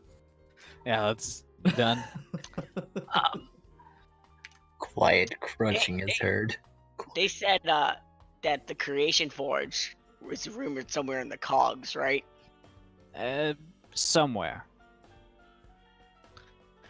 It's still a rumor at this point, but All rumors have a basis. have a lot as of a basis. Yes, I've heard that one, but it may not have any merit with this one, or it perhaps may, but someone already knows where it is and has either destroyed it, moved it, or is currently hiding it. That's my personal theory. Don't read too far into it. Has anybody tried to verify? Oh, plenty. No leads so far, but a few people get wind of something and head off into the Cogs, and some never come back, some do with nothing to be gained. There's a lot of ancient tunnels, buildings. The city was built on top of a goblin city, by the way. Way back, hundreds, thousands of years. Hey, Dova. Yeah? Since Yark suddenly wants to move around a lot, he's gonna quickly go. He's gonna go around the room very quickly, looking at all the things. And all the walls? All the things in the room. There's not much to actually look at, so you kind of go over to the desk. You look at all the various things on the table. There's a lot of kind of artifice that's been kind of dedicated to examining this spell shard very closely. I'm gonna use the examination tools to examine the examination. Go ahead and give me an Arcana check.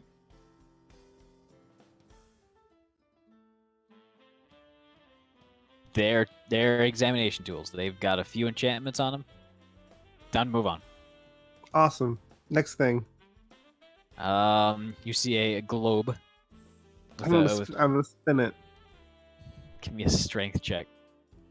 Is it a big, heavy globe? No.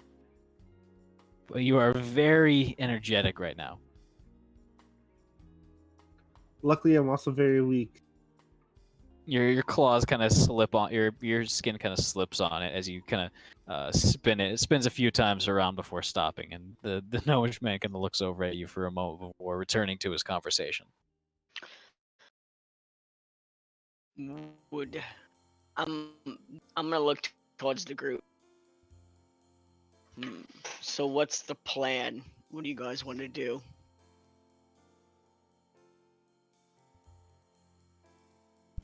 Well, I'd say we get everything done up here and keep an eye out for an expedition down into these cogs. Yeah, you said the expedition's coming soon, so for now, I'm going to be doing lots of research. Oof, I'm full. Mage and his books. Are you eating more And, you dragon know, a shards? whole underground secret That language was what that the I stealth roll was somehow for. know. He's on my back, so I didn't notice. What was he But eating? yes, this makes his 8th pound now. It's like pop rocks. It's his candy. It's like cocaine.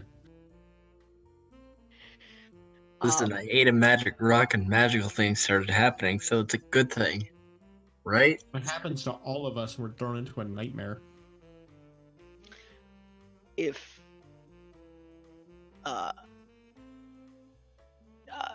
I'll go. Seems like this expedition is our goal. Thank you for the information, and he'll hold out his hand. Just kind of confused, looks at your hand. Are you like holding it for like a handshake? Yeah. Okay. Then he'll reach out and kind of I like shake your to hand. I like to imagine that he also didn't really understand what was going on for a second. Why is this gator paw in front of my face? I already paid him. What does he want? Are we having? If it's clear that we're not looking for any more information, I'm gonna get up and just kind of nod and take my leave. All right. And then if everybody else follows when he's outside, he'll address them if they follow. Dova, what's one more Sandalwood. thing that's interesting? There's a lot of pens in like a cup on the desk. A lot of pens. I'm gonna stack the pens in the. Oh, at least you didn't take them. You're not Go that ahead, much. give me of a a dexterity check.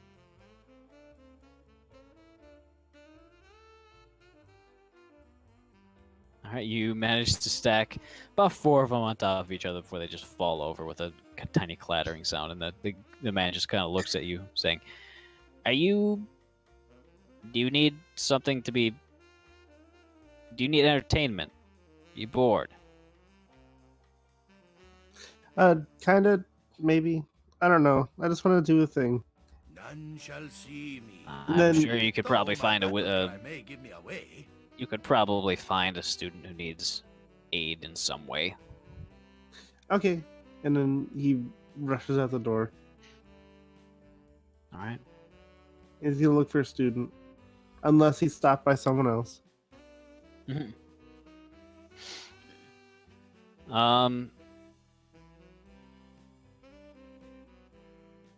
As you guys are kind of heading out, We've got influence. and Nunez, you got influence? Yeah, it's relevant.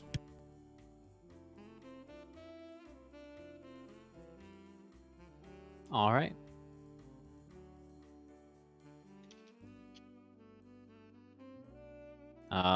As you guys are heading out, Maria kind of stops you, Anun, and says, I didn't want to say this while your companions were around. But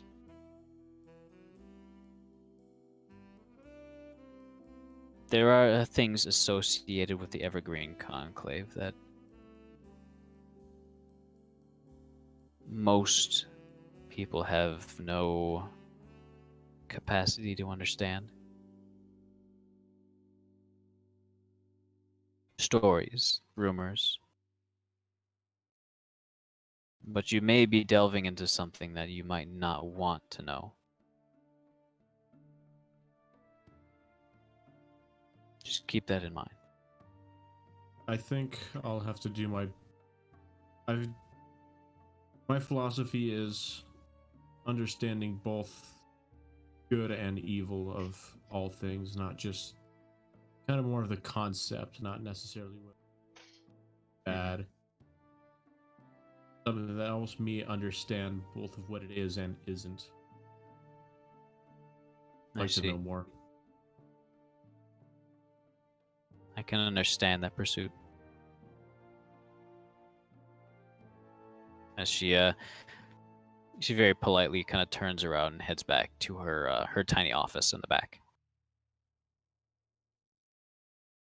Did it seem like she wanted me to wait for her, or that was the end?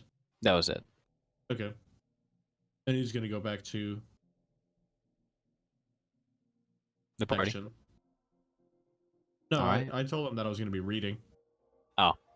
Gave me use to the library, so I'm going to head over there. Oh. Who's around me right now? There's a bat Pretty on much your everyone shoulder. at the moment, as the library is kind of in the same direction as heading outside. Yarik's quickly going by. You're basically like scuttling. Can I like basketball palm his head for a second? Sure. As you guys are leaving, you managed to catch him for a brief moment. My legs keep walking for a second, which makes me go horizontal for a second, fall on my back.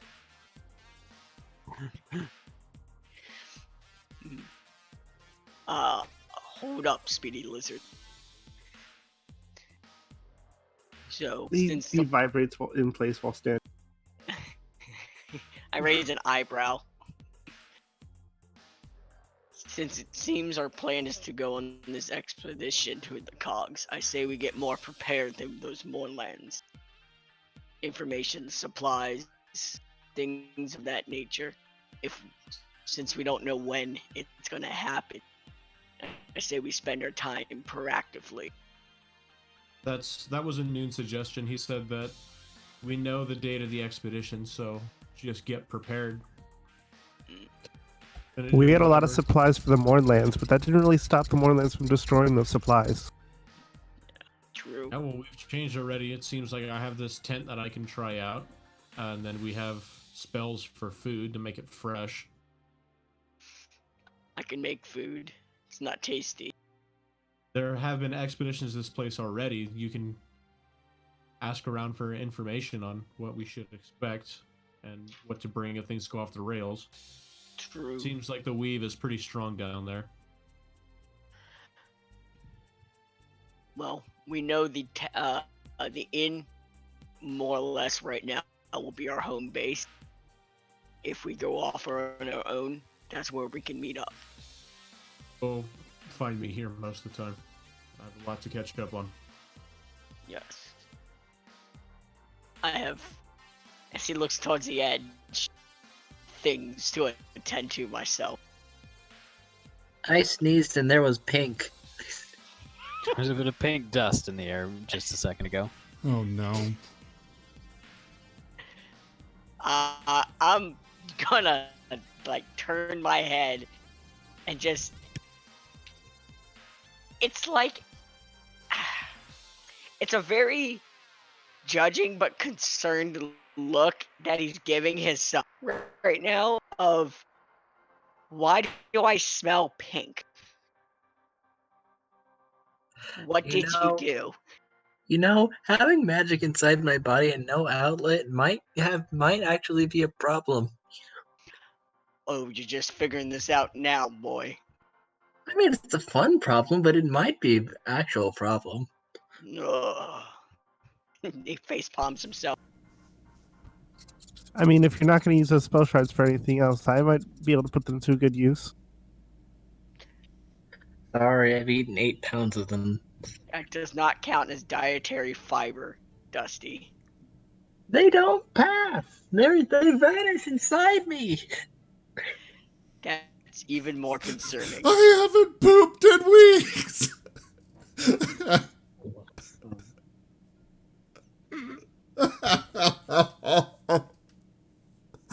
All right, I'm gonna roll d something.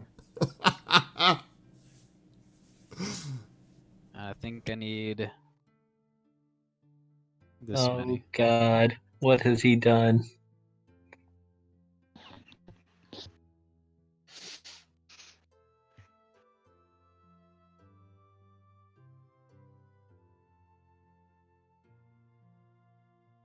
All right.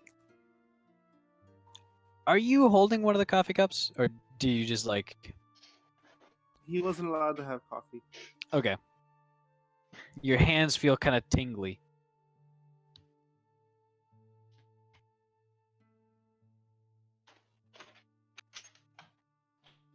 But Oh boy. Dusty wasn't allowed to have coffee. He would have loved to, but then you'd never be able to hold on to him.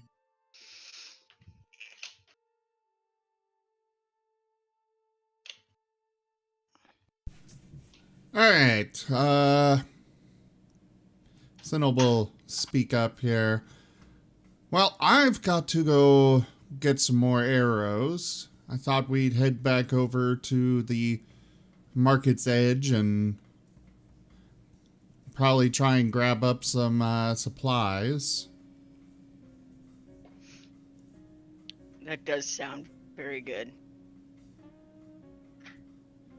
Now, what was this thing you were trying to drag me to the other day there? Oh, as soon as you say that, he's gonna grab you again, fling you over his shoulders. Oh, come on! I'm willing to go! Just... Ugh. Flip a coin, Hi, you might have Dusty. just flattened Dusty. Come, my fuzzy friend. I have a world to show you. He's just The kind perfect of draping rejectedly and just kind of waves to Dusty on Zer's back too. Hey, first time? Yeah, no. The professor guy said that there were students I could go help, so I'm gonna go help them. Bye. And then he dashes off at really high speeds, and then you hear a soft plap as he falls face down on the floor. And is Zer's just gonna yell back, remember where we're staying? he doesn't respond. He'll be fine. About like 5 minutes later, couple of students kind of on their way back from classes notice you kind of face down on the floor. Oh, these poor children. They kind of walk over to you and look closely. One of them kind of reaches forward and kind of pokes at your shoulder. I think he's dead. Snore softly. He's so cold. Oh no, He rolls over and stretches. You His eyes Are you open okay? for a moment and he just screeches out, I will eat your heart out! Then goes Why? back to sleep. Why would I do that? Please tell me you've seen Little Nicky. Nope. I've not. Oh my god. Shoot into the I don't wind even- here. I got. Oh, that's I wish I knew. adorable. I wish I knew that you knew Little Nicky. I would have made so many more references. It's been years and years since I watched it, but The perils that you see will horrify you for the rest of your days. Bow, bow, bow, bow, bow, bow. Okay, maybe not that bad, but still pretty bad. The guy hey, dancing Power with Stone the knows it. He found the power of good. Some Popeye's chicken, and he blows up. It's not good. As you guys Good head fucking out, movie. you end up passing along the large bridge that leads from this large domed area to the tower next door.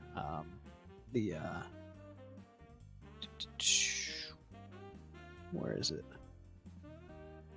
The Brelin Spire. So basically, this large the commons area, and your nose is suddenly kind of caressed by the sweet smell of various pastries, sweets, chocolate. You think you smell caramel, just decadent desserts, and you see that, and this is fairly new. One of the stalls kind of built into the wall of the tower has been kind of renovated into a kind of pastel pink and brown candy store, selling various pies, treats, and sugary sweets. And it seems to be fairly popular.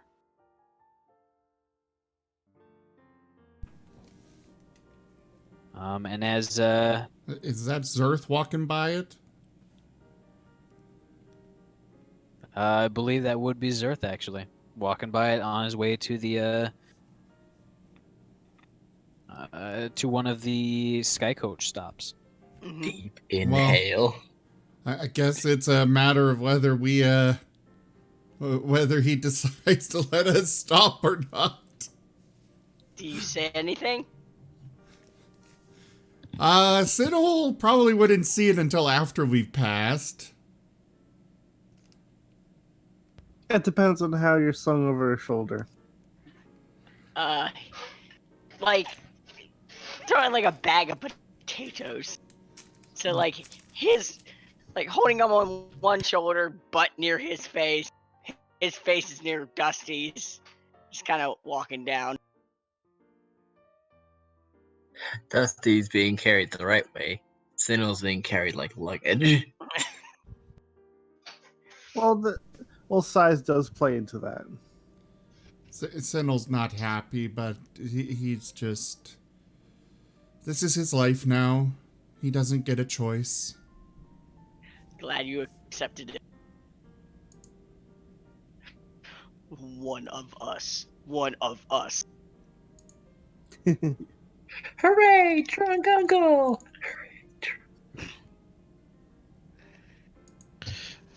So, has the name of the show changed to Caimans and Kobolds? Yeah. But the kobold is also a caiman. There's Yeah. only one kobold, though. It's the Okay, group ignore is the Caimans S. and kobold. the group's called the Caimans. It's like the Brady Cayman. Bunch. Cayman and Kobold. We'll take your case when no one else will. I'm sorry. Need a personal injury attorney?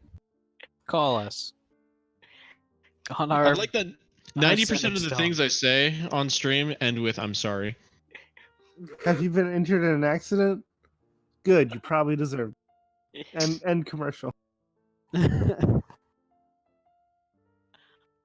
You know, it's really sad that even to this day, a lot of lawyer commercials are just that boring 1980s. They're all just sitting there talking with a really awful microphone that echoes through the entire room. And they're all super serious. Speaking to you directly. Yeah, super serious, monotone. It's like, are you trying to sell us something, or are you making a commercial because you feel like you have to? Have you or a loved one been diagnosed with hypogonosyphilades? If so, that sucks. Sucks to No be one them. can. No one can help you. Only God. Oh. Uh, Hey, David, can I do an insight check to see if I notice them wanting to stop at that shop? Go ahead. Yeah, you can kind of feel their heads kind of turn as they both stare at the shop. I stop in mid, like as I'm walking, I stop 1 foot up and I pivot on 1 foot and look at the shop. Something you guys see you like? Well, it's like adventure to my nose. It's like adventure to... I don't understand it. Well, you've both been good, so I guess I could take you in. Yes. I...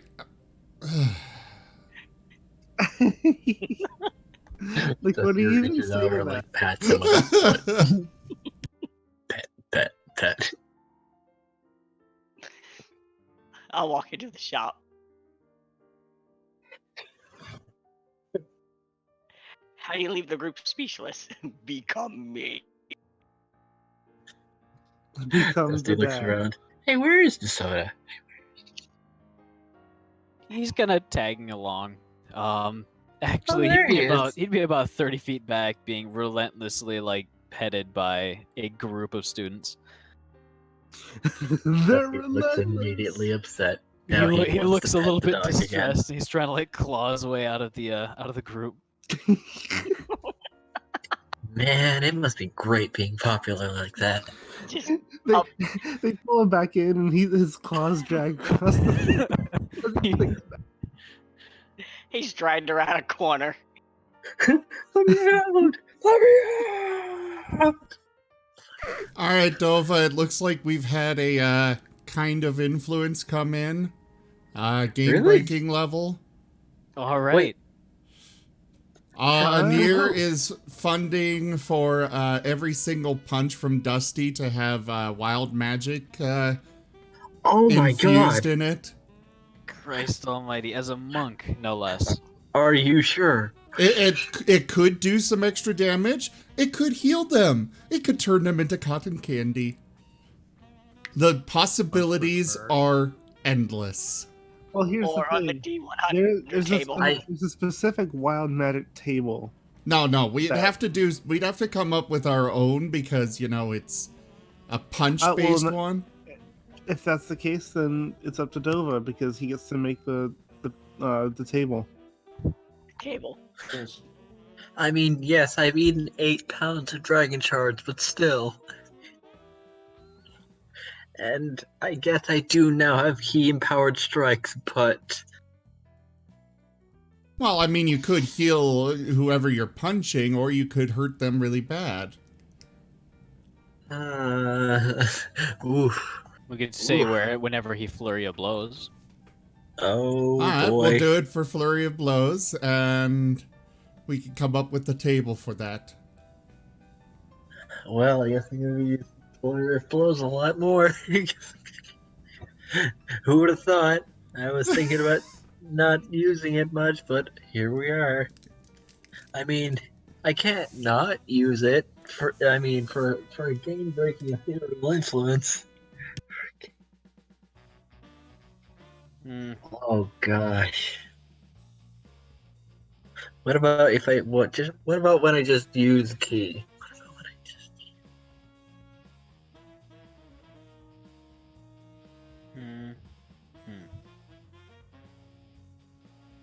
I think whenever you use key would be good because, That it is makes the At least more, it internal makes energy. sense. At least then you have a limited resource too, as opposed to Yeah, I'd say whenever you burn a key point. Okay. Once per turn. That's- Yes. I mean, So you can't Yeah. burn a few key points and it goes off a few times. It's just once per turn. Whenever you burn a key point. oh gosh. this That's is all right really with you, Anair. interesting. Let's make that wild magic table sometime. Thank you, Anir. This is gonna be It interesting. was basically my idea, and Anir just sent me the coins and said funded. So Zim, how could you? I put it in the chat. I'm like, this would be hilarious, and then that happened. all right. Well, now we know how to influence our own game, Just put it in the chat. All and the then hope counts. someone picks it up. Yeah, exactly. We have to have what's the word? It begins with an S. Sponsor. We have to- I mean, I mean, the I'd be idea needs okay to with be that. good. And don't forget that Dova can still reject it, Yeah, but the trick is we don't tell him that we put the idea. Well, he can I'm reject the idea itself. Dova pretty will sure- never. Oh, hi, So Dova. I'm pretty sure Hey, that what's there's. up? Oh, hi, Mike. I'm pretty sure there's one Man. known banned influence that you can't do. What? Pretty sure there's one kind of influence that's banned. I think it's direct healing. Oh It's yeah. the- okay. Anyways, I thought it was Mickey voice duration. that's also that. Yeah, that's also just straight up. Yeah, we never that. mentioned that.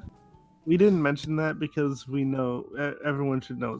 It's an Everyone should know. It's an unspoken unspoken. fact at Unspoken this point. ban. Anyways, let's Dusty continue on with the feels game. strange. And Noon, I believe you're going to hit the library. Yes. The library itself is gigantic. At least 3 full floors, and each floor is this kind of 2-tiered structure with a large reading space in the middle and just stacks and stacks of books. A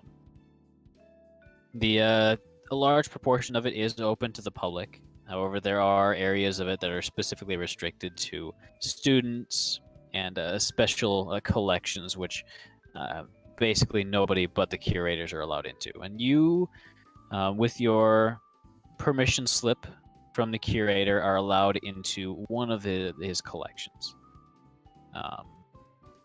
And do you have the researcher feature? Or what was your? I believe it depends on your background. Assume I do not. I know where to get researcher from. It's a What's your background.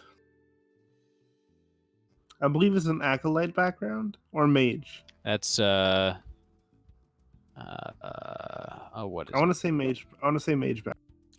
it's not mage, it's a scholar Ah. Okay.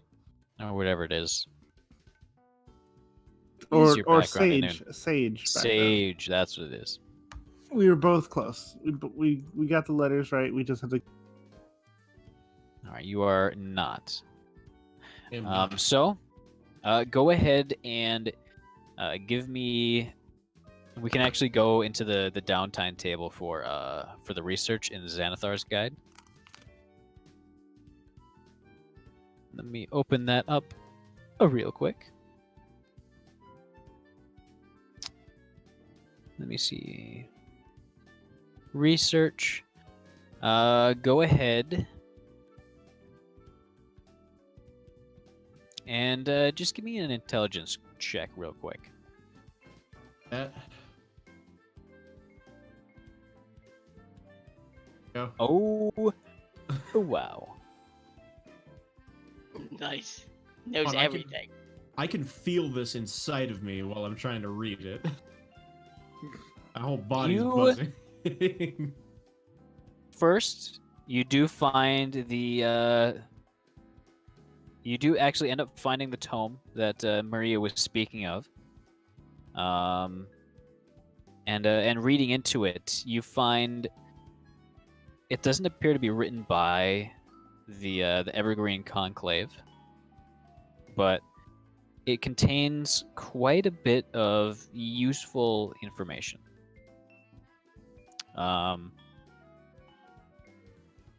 One, you do learn that it is very old,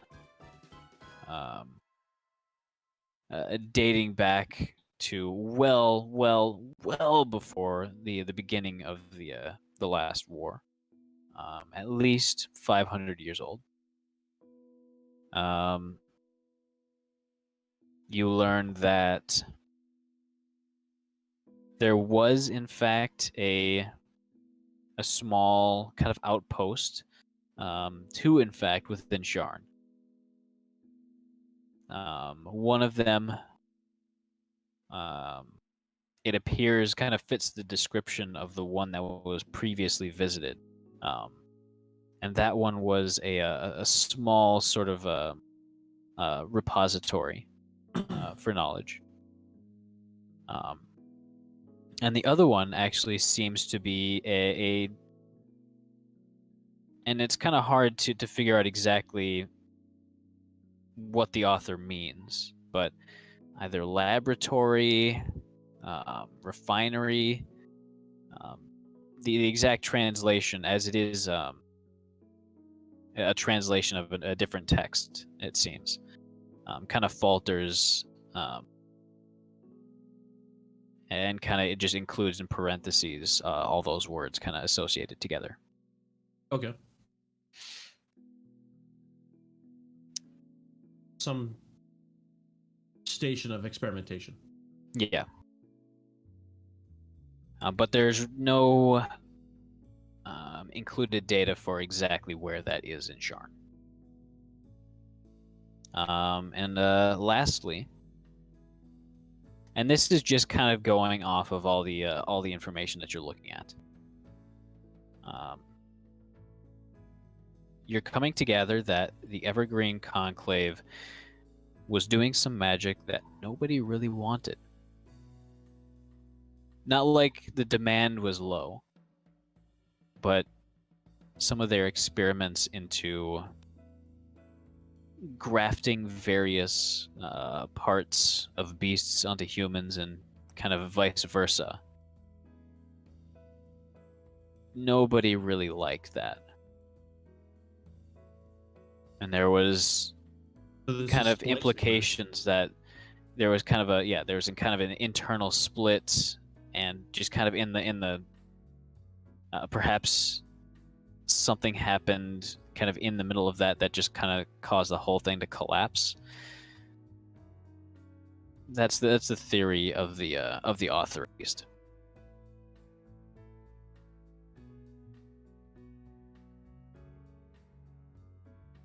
All right, he's kind of. Sorry, you cut off in the middle of that He's- sentence. He's just getting ideas while he's thinking. Does it mention what kind of materials were used in this lab? Anything out of the ordinary?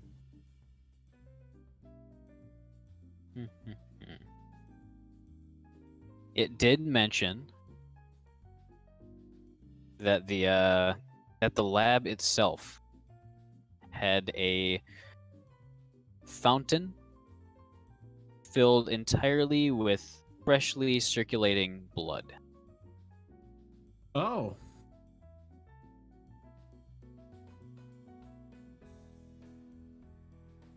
Not on any of my maps. He's gonna try talking to the curator's assistant again and ask if oh,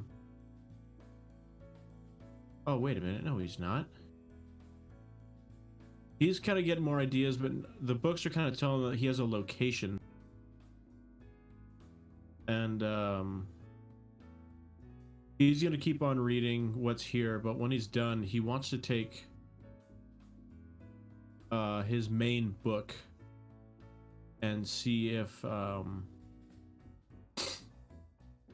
like the original runed book that just kind of progresses. He wants to see if someone can scry it, try to find the location that it was that's being listed here, because maybe if he has an artifact from the area, they can find it. Okay. Because the ones he's reading now are documents of the event, but this book seems to have been there. Unlike the tent or the bag, which were made afterwards and just had the symbol on it. But yeah, he's going to keep reading. He's going to try. Yeah, let me see what sort of costs there are involved with that. But he's Because really there are. interested Sorry. You go.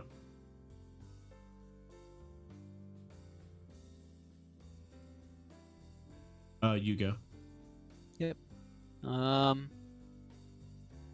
I'm not sure. You when do my mic a cuts lot in. of asking around of the various library attendants and the various staff of the college, and eventually, you're kind of pointed in the direction of a wizened old mage, one of the rather esteemed professors. And his office is a lot differently decorated than the curators. It has a lot of various trinkets. It has some paintings that seem to kind of shimmer. The background's very faintly moving, and you can actually see kind of the subjects. One of them is a rather kind of regal-looking man on a horseback. And you can see his hair kind of trailing in the wind. But you can tell that it's not like one of those moving paintings from like Hogwarts, where it's like an actual like soul inside the painting. Seems to be just an illusion. But as you kind of walk in across the rather soft carpet, he stands up from his leatherback chair, kind of straightens out his beard, and motions for you to sit.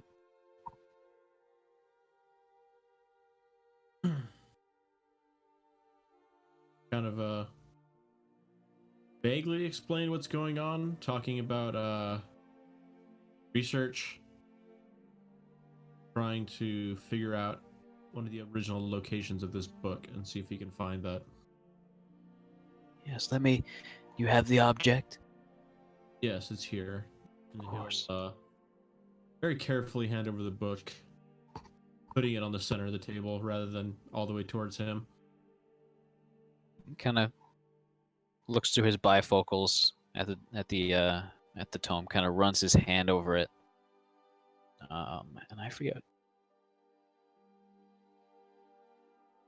He reaches into his kind of flowing robes, and retrieves a large kind of crystal orb, which he kind of holds in his hand as he focuses on the tome, and then you can see kind of his beard, his hair, kind of puff out very slightly and kind of float up in the air as he flares up with magic.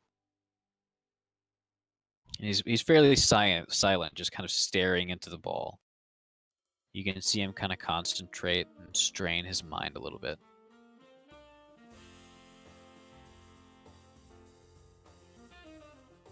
For eventually, he kind of backs out of his scrying as he says, "This comes from a strange place. But I believe you'll be very happy to know that it is in Sharn." Oh.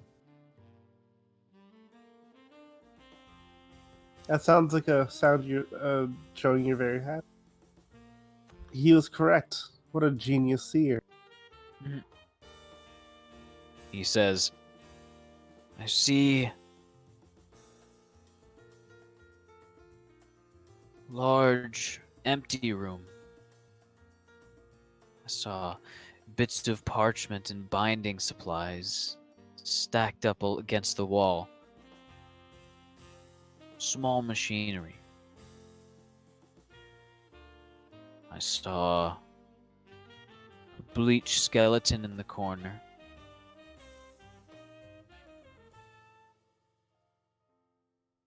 But not much else." He's gonna go into his bag and pull out his map and ask him if he can get as close as he can to where he saw Market. It's down deep below, but below this tower, somewhere. I can't give an exact location. It's outside the bounds of my own vision. However, is it like in the what was it, a goblin town? I forget what it was. Or was this? What did they build on top of? the city of Sharn's built on top of an ancient goblin city. Yeah, that's what I meant. I'm trying to help him see better. He's gonna ask what that is. He would say, "I would be willing to expend more materials and time on this, but it will require a lab fee, as my time is valuable here at this university." Yes, of course, and even this session right now is planning on paying. I will grant you this introductory session, as I was indeed curious myself. But any further costs will be incurred. I estimate roughly 350 Galifars for a deep dive into the location.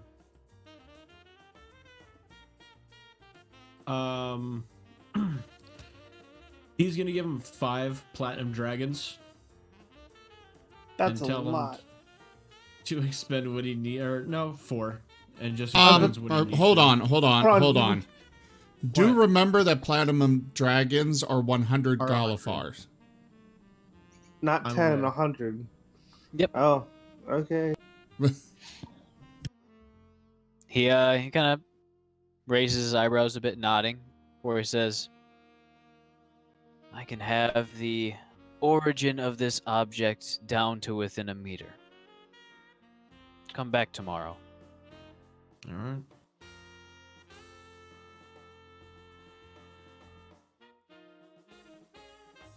And then Anu's gonna spend the rest of the time researching that storage rune. All right. Yark. You were gonna go look for some students to help after you overcame your crash? No, I'm tired now. All right. He's gonna trudge back to the in the general direction of the of this inn. All right. You hear some of the students kind of muttering about one of the professor's finals being that brutal.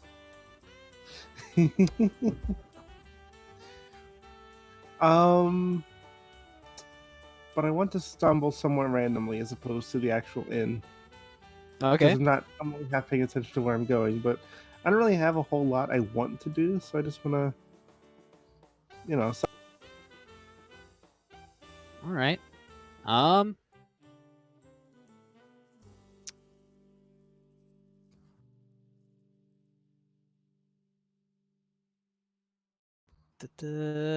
Where is it?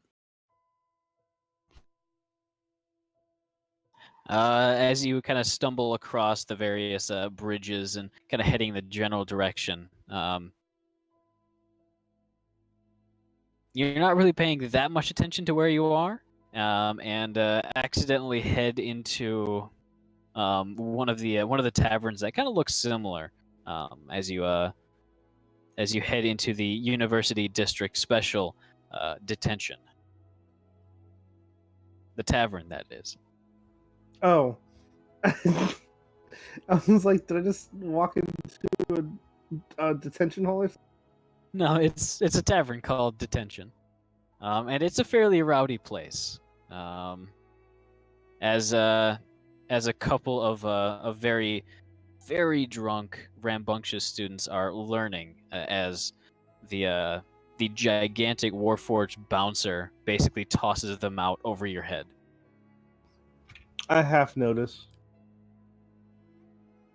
Yeah, kind of straightens out his vest as he heads back into the crowds. I mixed together some spices from my spice pouch to something that might lessen the caffeine headache. All right. Derek is very much a lightweight in this regard. You get a few looks as you're not very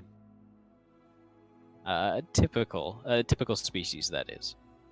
But otherwise you don't really face any sort of like jeers or anything like that. I'm gonna just work on the little portable oven I've been taking care of. And I'll see what pops out of it when I hit the button. What are you trying to make? I like the idea of this being a portable sweets thing, so I'm gonna go for something sweet. All right. I'm gonna roll a D100 real quick.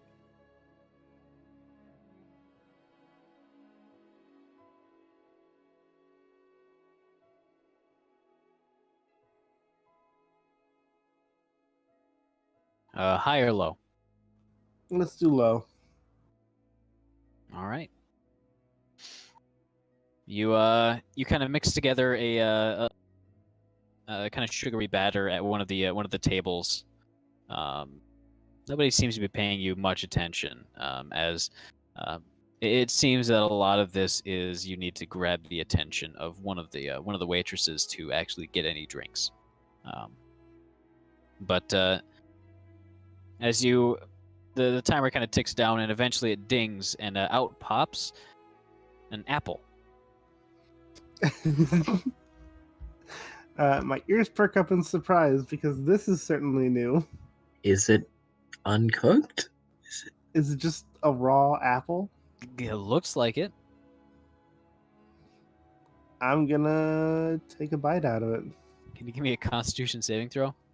Sure, why not? That's what chefs are for.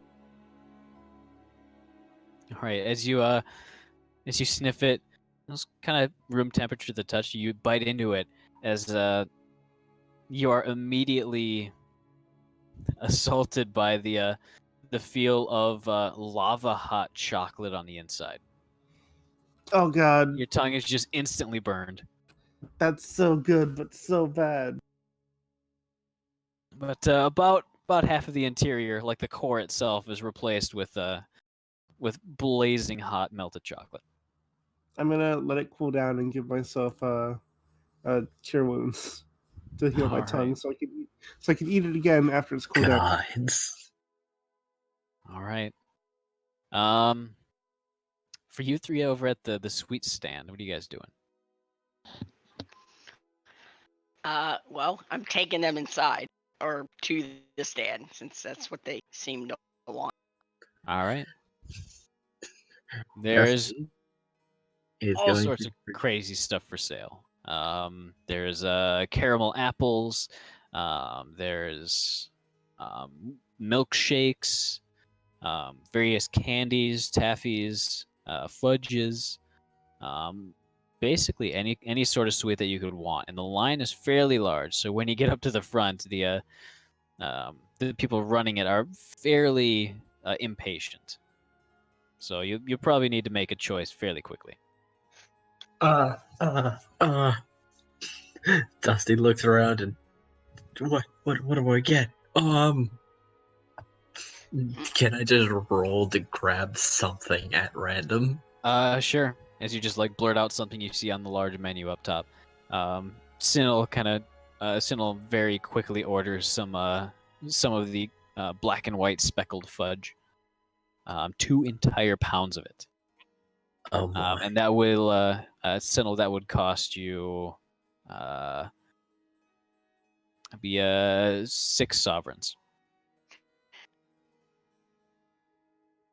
Do they have apple pie? It looks like they do. Okay. Now this is a very important question. Is it actually apple pie or is it that crap apple pie with the raisins inside of it? I've never had apple pie with raisins inside. French apple pie has raisins in it with a layer of icing on top. Go ahead and give me a D4 roll. Evens it does, odds it does not have raisins. Oh no. Does not have Yes. raisins. Oh, thank God, because this place is about to burn to the ground.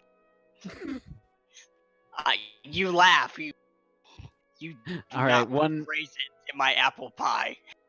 2 sovereigns for a slice, and then a Galifar and 4 sovereigns for the whole pie. Oh, he's buying the whole pie. All right, so He's 14 buying 2 sovereigns. pies.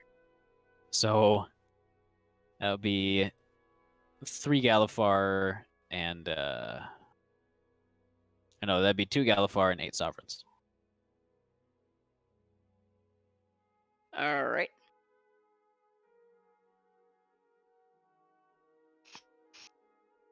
He's very happy now. Mhm. He likes apple pie. Just like grandmother. You As you ate now it, are Grandma? carrying 2 very warm apple pies in your hand. He's just gonna swallow one whole. Mm, It's extremely hot. that's fine. Go ahead and I give me a have- Constitution saving throw. Oh, I you have- have resistance to fire, right? I do. Yeah. Okay, never mind. You're good. It's delicious. Mm. Give him thumbs up. Yes, exactly like grandmother's. They're already like serving like 2 people behind you. They're just churning through. As Sinnoh would get 2 pounds of the kind of like a cube of fudge wrapped up in very cheap looking parchment. It's going to be paper at this point. It is a fairly mechanized city. So paper would be a thing here.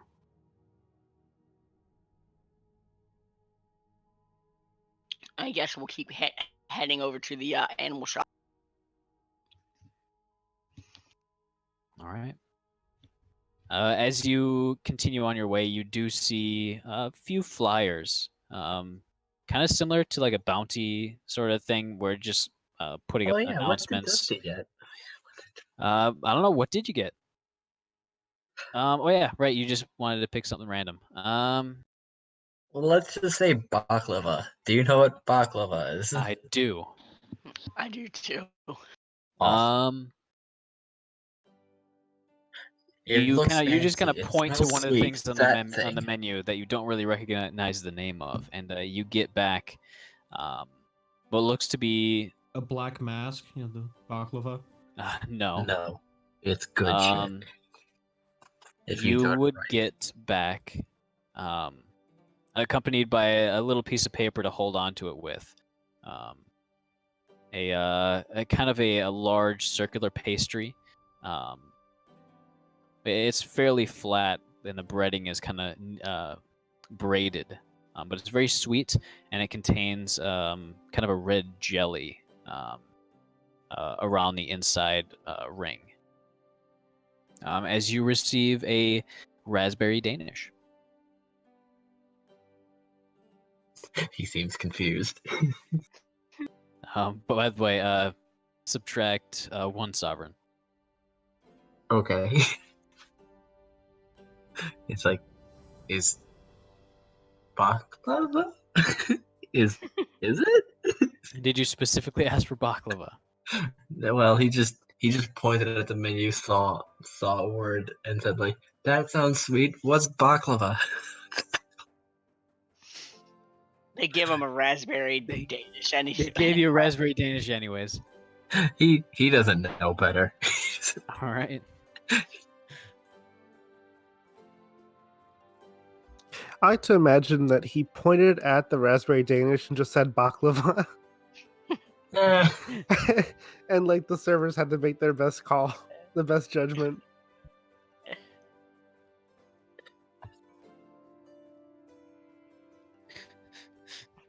You just guess. It's like getting the name wrong at a Starbucks.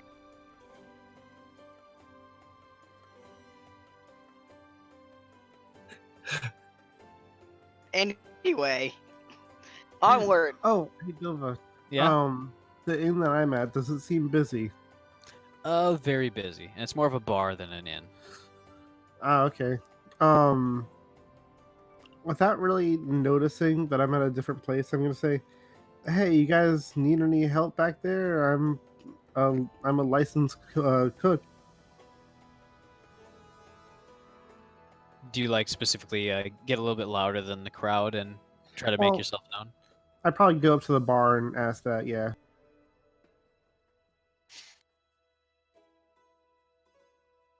Give me a persuasion check.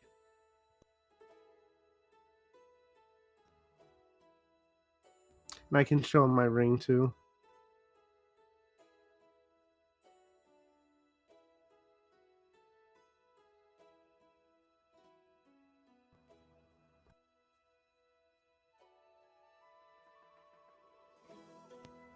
There you go.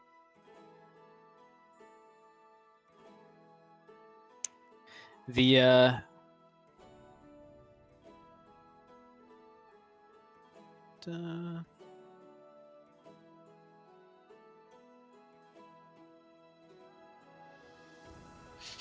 the rather trying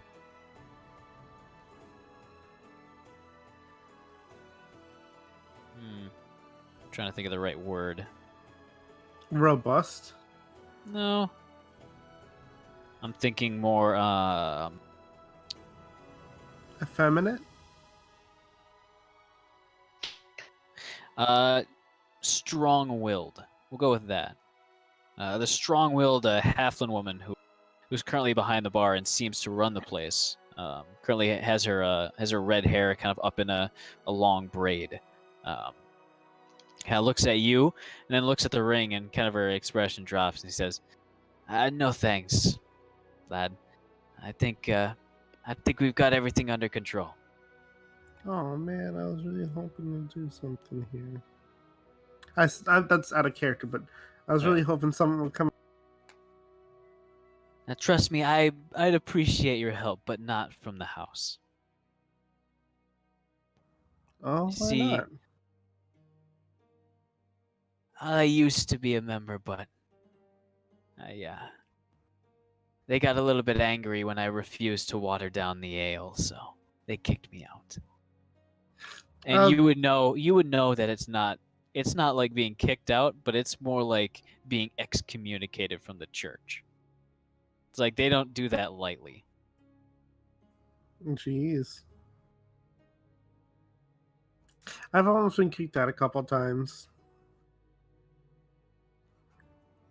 But they really like the knife that I made that chops 5 times faster than normal, so I guess I'm still in. Well, I suppose that if you can prove your worth, you can stay anywhere. But still, we're very well staffed today. Okay. If you're looking for permanent work, well, I suppose I could take you on during the night shift. We just lost one of the cooks. I don't think I'm going to be in the town for very long, but thank you for the offer. It's my pleasure. I'll catch you around. Okay. He's going to go back to adjusting his little portable oven. All right. As she yells at one of the students for having their feet on the bar, pointing towards the bouncer who is suddenly right there.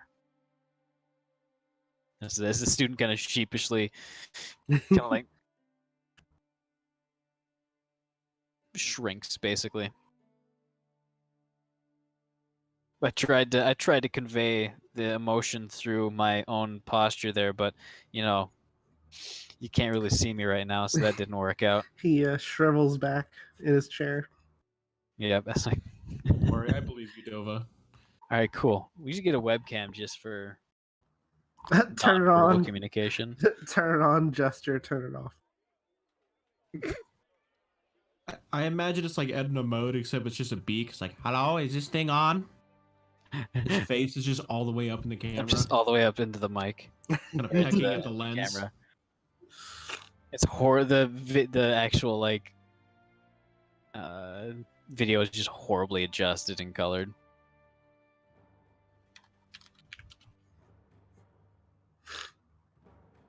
I'm gonna. All right, back. Sorry about that. Well, welcome back. Oh, what part of Sharn am I at right now? You're currently in the university district, so you really didn't make it very far. Alright, well, I guess I'll wander around a bit.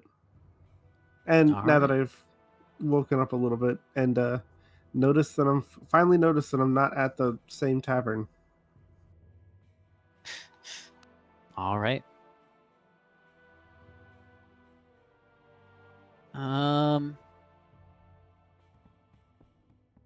For you guys doing sweet stuff, you happen across a few of the various announcement boards, and one of them kind of catches your eye. And it says, in kind of bold text, test students needed. And it very specifically says test students. And in the smaller print, it says, people willing to be experimented on needed. Specifically, large group, at least 5. Will be compensated with free food in addition to bar tabs / vouchers. Alright, well, I'm sold. This is for Zerth, Stinnel, and Dusty. You'd be the one seeing this. Yeah, no. Well, that looks interesting. What was the pay compensation that it said? Does not say. Bar tabs. I guess you need a drink if you're going to be some kid's midnight project. Yeah, probably. Kind of scares me what they'd probably actually be doing there. Mm-hmm. And by willingly volunteer, I'm pretty sure the whatever institution is not held liable for any damages. Yeah, it might still be worth checking out.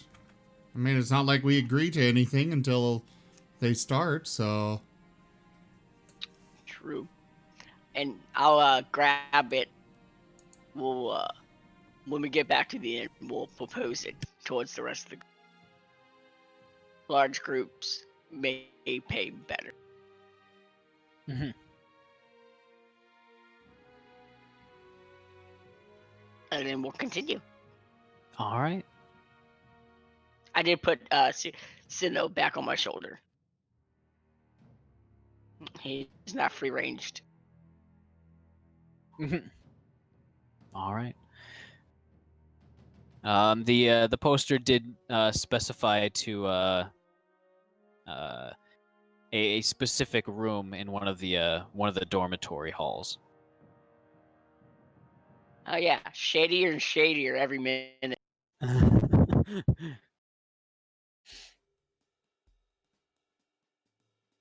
Okay, are we at this animal place yet? I feel like we've been traveling for 3 hours. Yeah, you'd actually get on track and make your way over there. And eventually you'd come through the market district to a familiar place, kind of in this kind of plaza, in this kind of shopping mall area. You'd come across, you'd have that kind of familiar scent kind of drifting in the air, of large animals and their various products.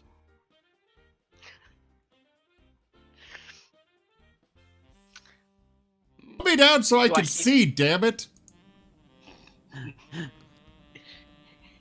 I'll put him down.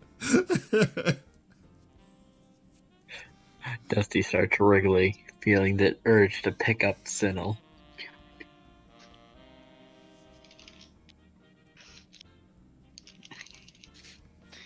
And do I see the same guy as I saw before?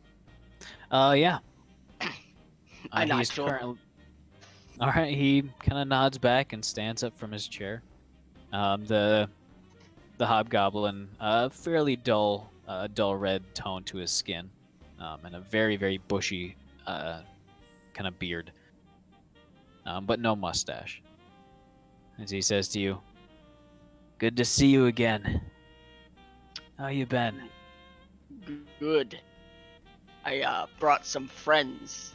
Well, friends and my son to look at your wares. That's good to hear. Hello. I don't know why I'm here. Well, what can I get for you? Any new information on what I was looking for? Haven't heard anything yet. Hmm. Is it fire? Are you It's only looking for been- fire? It's only been a day since then, right? Well, I believe it's been 2 days, technically. Yeah. He'll go, we'll look. Maybe something will jump out at me this time. Fair enough. As he starts to head into the stables, kind of saying, "You put any more thought into a clawfoot?" It could be reliable. They're plenty tame Clawfoot? once you get to know them. Sinnoh is Raptors. walking around looking at the various items. Let's see the yard. Or barn, Oh, whatever. it's right here.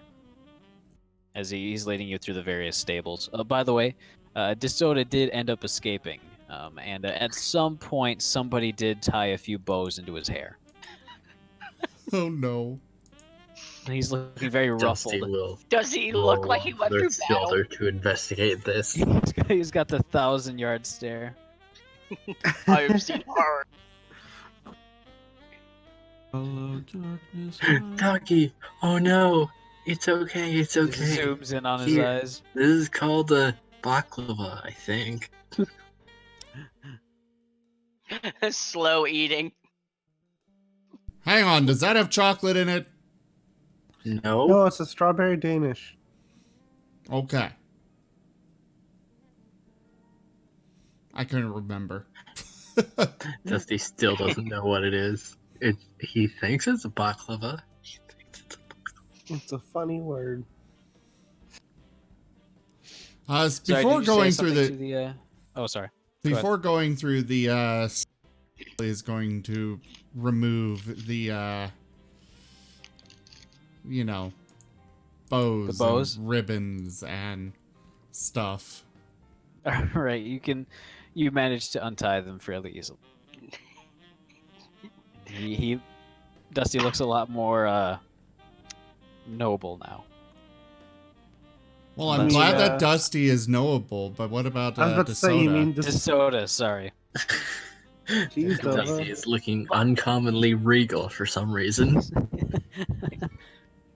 Sinnoh will look over at Dusty. I feel like I know you better. Oof. Anyway. Anyway, Anyways, the you can see on either side there's a handful of various beasts. You saw Sinnoh, give me a nature check real quick.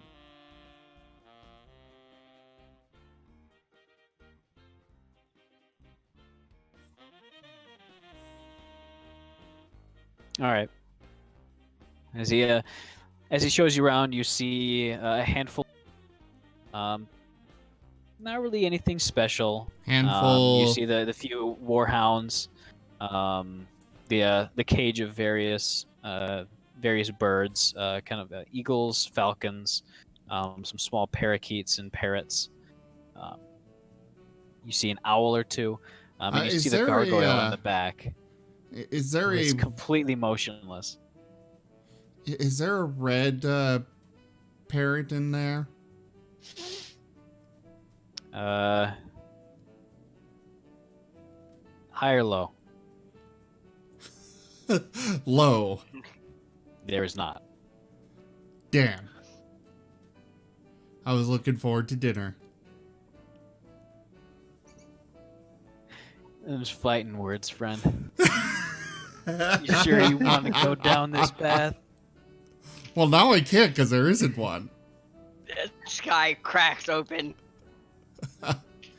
Dusty Oh, just there's prowling the around red the store bird I was looking wondering, for. Wow, a pet No, store. I wonder how many of these things will bite my face off. Nova, are you a red parrot? What? Is that the species That's the or cardinal. just? Okay, that's what I Yeah. thought. Because you got the black on the eyes as well. Yeah. No, you're a bird of paradise. Pair of dice. To me, it's a bird. Yeah, they're just all the same. Yeah, They all taste like chicken. Red bird. they all keep me awake when I'm Not trying if to go to you bed. not if you season it correctly. It's true. Seasoning is everything. Can I just like close my eyes and just follow my gut towards it area? But that's how you're Um, going to get your arm chopped off. That's how you Hey, get bitten look. off again. I can't. No, Man. that was well. I'm not putting it in a door. That was a chimera that bit your other character's arm off, right? Yeah, it was. But this one's too big to enter through bars. Oh, we're back in the exact same situation. That's fantastic. Yep. Can't wait for it to happen Father, again. if something happens to you, I will kill every animal in the store. I have a think. Just why does a memory of a small lizard without an arm come to mind? I don't know, but it angers me a lot. Can everyone make a meta knowledge save? Hold on. I Would want to that see if be the I want to sanity? see if He's making. Oh, Do he we have to does keep our not hear you. sanity? So the Beastmaster doesn't seem to actually hear you. And is currently making a sales pitch for the gargoyle. He really wants to give up that gargoyle. Zerth, give me a history check. I mean, it's honestly kind of like a guy selling the most expensive car in the lot. You're pretty If he sure just this sells that- gargoyle is in the same exact spot that it was last time you saw it. Completely motionless. This gargoyle may in fact be a statue. It may be, in fact, a statue, and he got swindled. Can I do an insight check to see why he's so hellbent on this gargoyle? Go ahead. He fucking hates that thing. As far as you know, he believes it's a fake. You might believe it's a statue. Gotcha.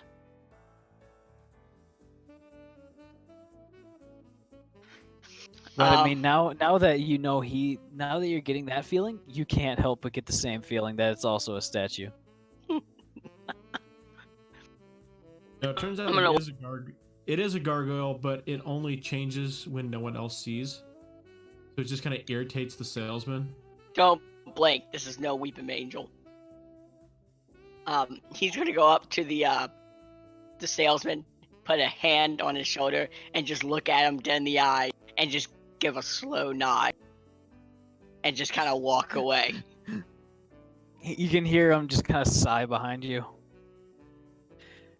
Will you be buying anything else? Well, I'm definitely anything. interested in one of those claw tooth. Hey, perfect. Do you have any edibles?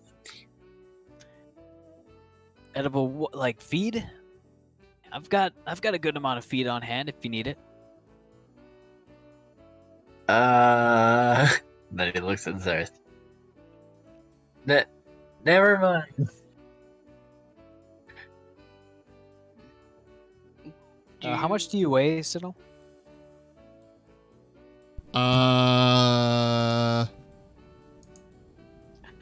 83 pounds. 83 pounds, all right. With all of his gear, more. All right. So we'll say maybe like 130, 150. Probably planned for around 200, I'd say. Gear. Times 4. Oh, yeah.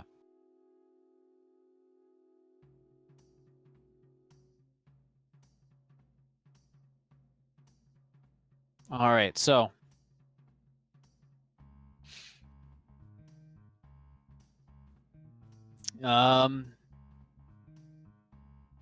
he said he kind of points to the handful of claw tooths that he has for sale, saying, "These are all very well trained. Which one's looking out for you?" Wow, my mouth's Which one are you watering so looking much for? and I don't understand why. Oh, they're super tame, but when's the last time you ate? Just make sure your hands are clean. They don't smell like food. This morning. All right. Are your hands clean? They smell like food? Oh, you don't think so? Just making sure. Sinnoh, Oh, never mind. Sinnoh will closely examine the various claw tooths. He's specifically looking for one that looks like it would be a strong fighter as well as a good mount. All right. Give me a nature check. Actually, animal handling.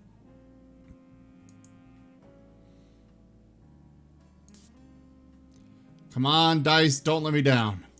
They let me down.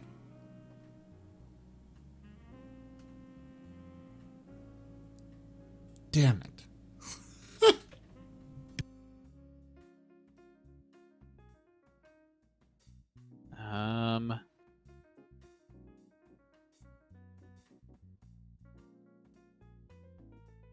Little did I know that there's. Oh, hold on.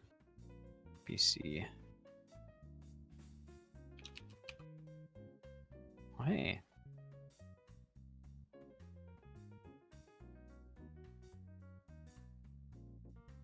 Looking at them a little bit more closely, you're not sure they'd be able to support your weight if you to ride them. They're designed for very they're the halflings of the Talenta Plains that are able to ride these are fairly light, so you doubt you'd be able to ride any of them. But you've never really dealt with these before. You've never trained them, tamed them, or ever really been in close contact with them before now. As they kind of sniff you very curiously. They seem to be fairly lively and very well taken care of, at least. But it's hard to judge any of them, really. So none of them look like they'd be a good mount, but perhaps they could help with carrying things. He'll look for the strongest looking one. All right. It looks like it's one with a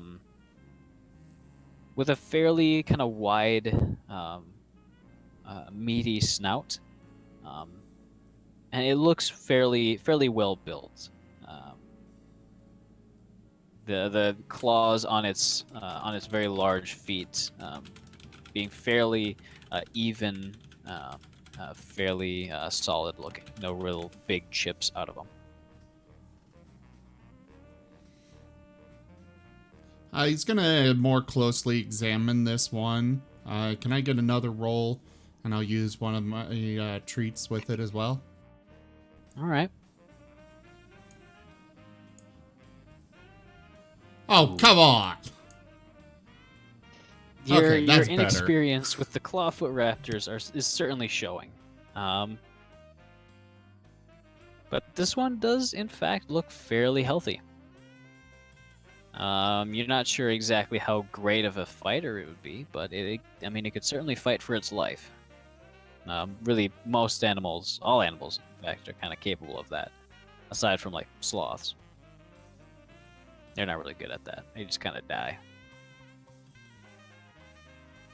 Actually, I've heard that sloths can be very vicious. They can?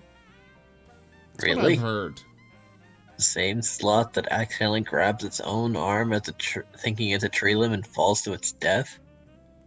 I'm not saying that they're very good, but they can be rather vicious. Okay. Oh yeah, Anir did have influence, Dova. I saw that, and I'm probably gonna try to balance that whenever I have time. Okay. Okay. Just wanted to make sure you got it. Yep, I noticed. Siddle will go ahead and... Is there like a price tag outside the stall or anything? He'll basically say, each one of these, go for a real bargain, 750 Galifars. And what does that come with? Well, I can throw in a custom-made saddle, 50 more Galifars, 800 total. How's that sound? I don't really have I don't think he'll be able to support me. Well, that's just kind of something that you have to deal with. I mean, you've got your wolf right there. I don't think he can support your weight. No, we can't.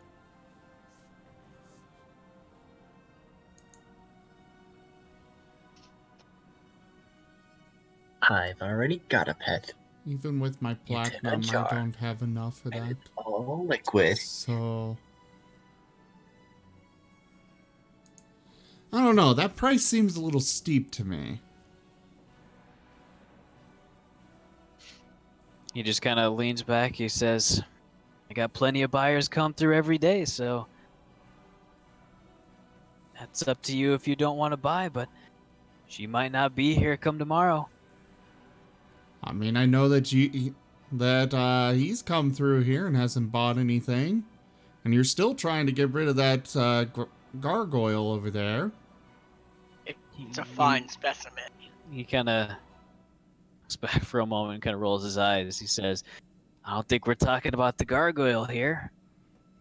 But I will say this. There's a whole lot of halflings around here. Out from the plains.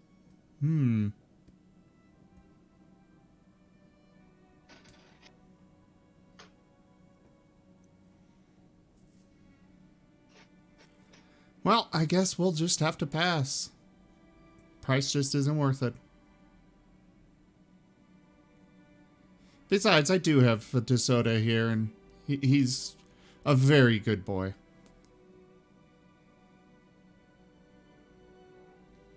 Sinnoh will pat Dissota on the head. I do Go ahead and give me an insight check. I was just about to say, I do want to check how he feels about that, as well as whether he seems rather indifferent.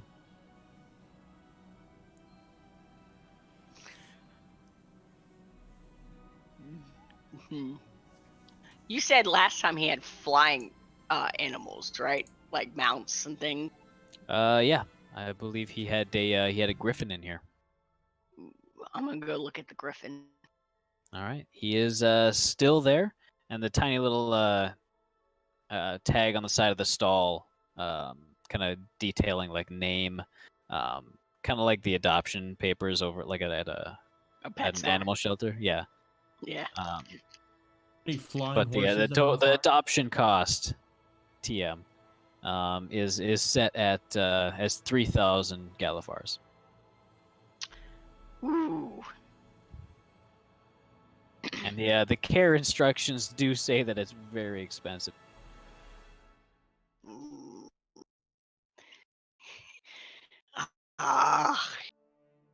Gator need more money. we all do. But Dova's been stingy. He's gonna I'm walk kidding. up. He's gonna walk up to the guy and go, "What do you have for 300?" Well, I know that a couple of those birds over there are very well trained. Falcons, actually. Just give the word and they'll chase down any small prey in front of them, bring it back to you. Dusty, you have Dusty's attention.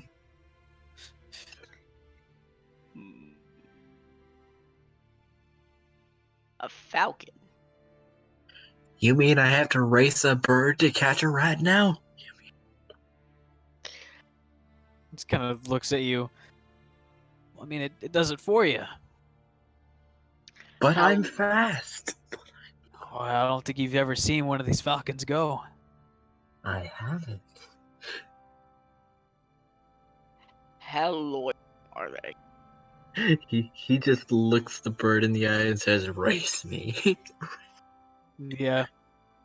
The falcon, who's currently wearing a hood right now, does not seem to respond, as it cannot see you. Don't teach my hamster to suck eggs.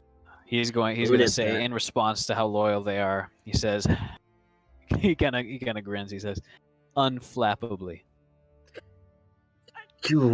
This bird is a stone cold chicken.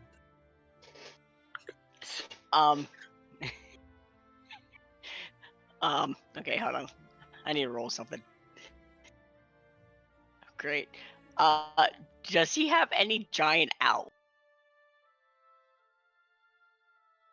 Not giant owls, but a large owl. A large owl? Giant owls are like the size of people. No. Creighton, what did you do? Also, some giant owls are actually sapient, so. Yeah. How much are the owls?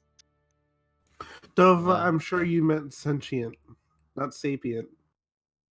I mean, sapient means they have human level intelligence. I thought Sentient just means that they're aware of themselves. Oh. I thought sapient had to do with like or sapient had to do with like the shape of the body. I don't know. Nope. Sapient is kind of a mindset, having like a human-like mind. Interesting. So there you go. There's your trivia for the day. Yeah, Dova's teaching us, guys. Look at that. We're getting into psychology, I guess. Anyways. How much is that? Today. Oh, that big owl over there. Rasmus. I think I'll be comfortable letting him go for 200 Galifars.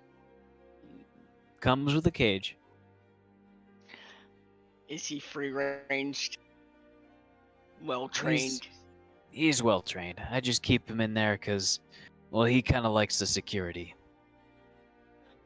We all like security. What's everybody's passive perception? 13. We're at 12. 14, 13, 15. 15.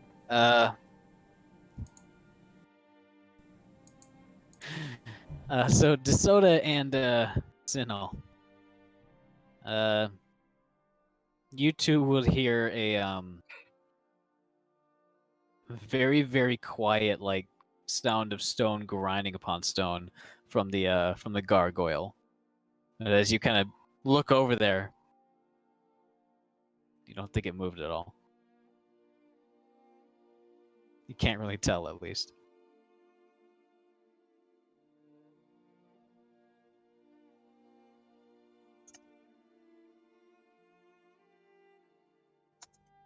Does anyone tells her this?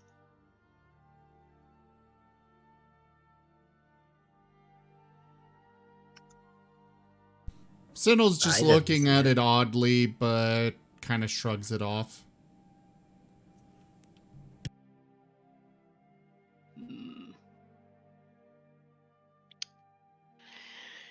Okay. I'd buy a gargoyle in a heartbeat if I could. Well,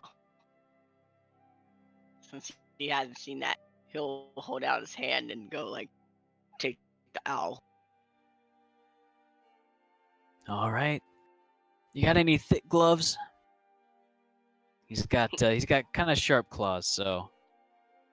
He literally pulls his gauntlets off, showing a scarred, scaly hand. Well, I They go, suppose that'll "Fine." do. Does he?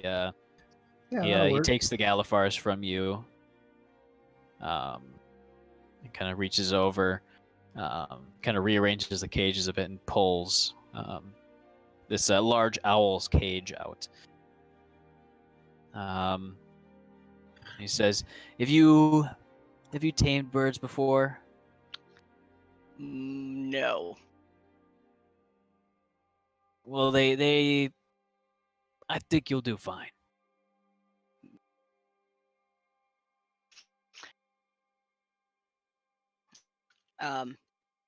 What was the bird's name? Rasmus. I think you'll do fine as long as you don't have any small lizard companions. York gets carried off in the end. It's not that big. York is also not that big. That's true. How tall are you, Yark? 2'5". 2'5". Shit. Maybe. Owls, kobolds, natural predators.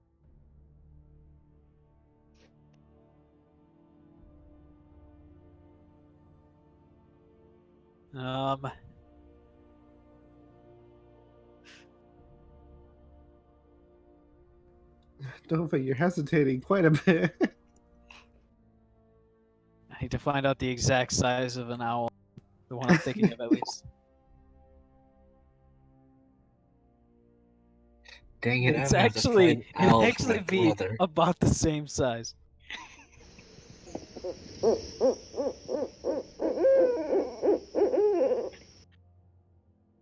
That Was is that the owl? Oh wow. that is the sound the party has to look forward to every night now. I mean, that honestly wasn't too bad. Well, I I'm fine guess with it. Sinnoh's gonna have some food.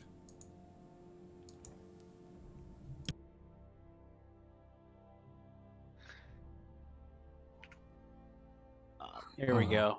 I gotta.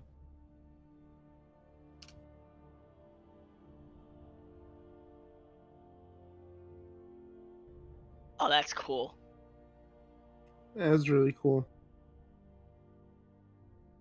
It's got the dead stare like Zer. It does I really. love- He's my spirit animal.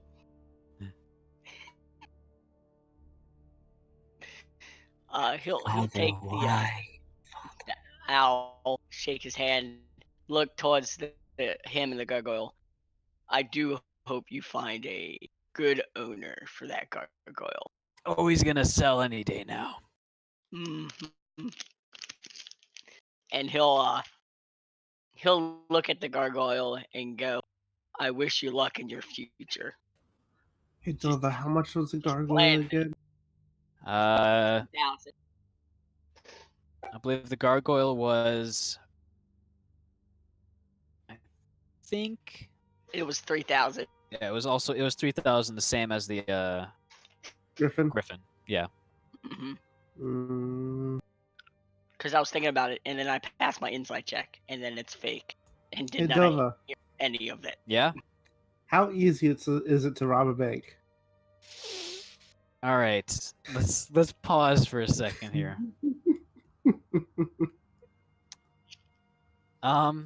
What type of bank? A bank that has at least 30 platinum. At least 35,000. 35? I said 30 platinum. 30 platinum. Well, I guess 35,000. Total? All right.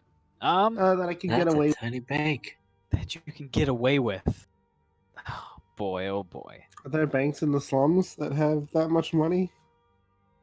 Probably, but banks, regardless of their locations, are going to be very hard to break into. Also, Dova, how likely are my odds if I am using cooking utensils as a weapon? Not high. Darn, I'll have to find some other alternative method of making money. Guess could go dungeon delving. Ooh, we could. See, I want that gargoyle really bad, but I haven't even seen him yet.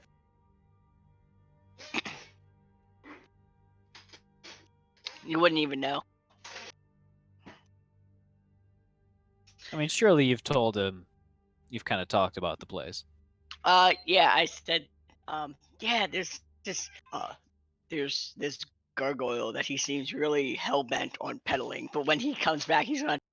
Yeah, that gargoyle was fake, and I think he's just trying to make some money that he got lost from. But I thought you saw it move I or did. heard it move. Oh. Only Dissota and Sinnoh did, and they didn't tell me. If you guys do if your characters have seen it before, you can probably do a history check and touch it with like silver. Have we seen gargoyles before? Or if you know Oh, history. really? I'm saying like in the past. Wait, didn't we see gargoyles in that area where Dusty got stuck in the wall? Stuck in the wall or stuck in the tree? Like when we were bounty hunting. When was that? That like real have- early. I have extremely vague memories of this.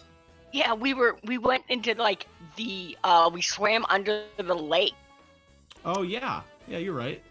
Dude, oh, so I would have seen a You gargoyle. would have seen gargoyles, actually. Yeah, you guys have actually okay. fought gargoyles before. Okay, so retroactively, would I know that have been a real gargoyle or a fake one, knowing that we fought them? Still very hard to tell. Gargoyles are individually different. They have kind of different little quirks and different sculpted shapes. They're excellent method actors. But you would know that they looked just as equally statue-like before they came to life last time. Okay. Alright, just figured I asked. So, won't metagame. Fair enough. Because if he did, then he would have been paying more attention to it. And, yeah, but if not, then he's going to stick with his new owl companion. His familiar. His brother in feathers. His new soul buddy. Look at that dead Just kind eye. of stares at you. He stares back. It kind of blinks, turning its head to just kind of look around it calmly. Look at this beautiful boy. Stares directly into his eyes, not moving. Ah, precious. So adorable.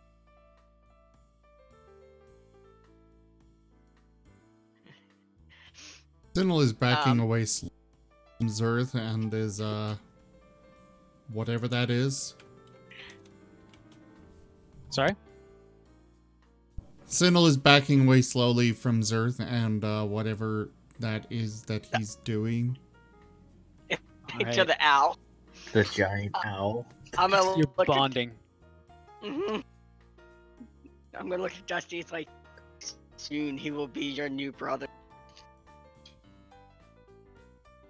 As you guys are You kind can't of filtering have the out with shoulder. your new It's owl, mine. the shopkeeper sits back down on his chair and kind of absentmindedly starts petting his dog. I'm gonna look back, just kind of wave. It's like, He gives a wave back, smiling. I'm gonna have the owl perched on me. Is he tied down? Yeah. He does have a little. He does have like a little like a leg band along with a leather string. Yeah. He would be tied to like one of his shoulder cuffs. All right. And he's gonna somewhat calmly just kind of stick there, claws digging a little bit into your scales, but they're the scales are thick enough that you don't really feel any pain from it. All right. He's just his one eye is just gonna turn sideways. His fake eye turn sideways to look at the owl as he's walking forward. And now, first, now that we have bonded, proud Puff, I'm gonna go look over the edge again. I will conquer this fear. Give me a wisdom saving throw. Oh, Come on, I got a +6.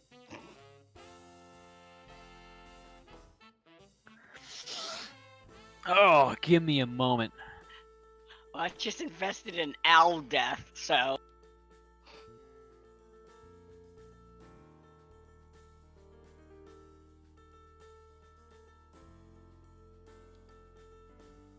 Hey, Dova, Yeah? do you need any kind of, like, permit to sell things in the city here? You do actually. Oh, And there's actually a table of cost for there.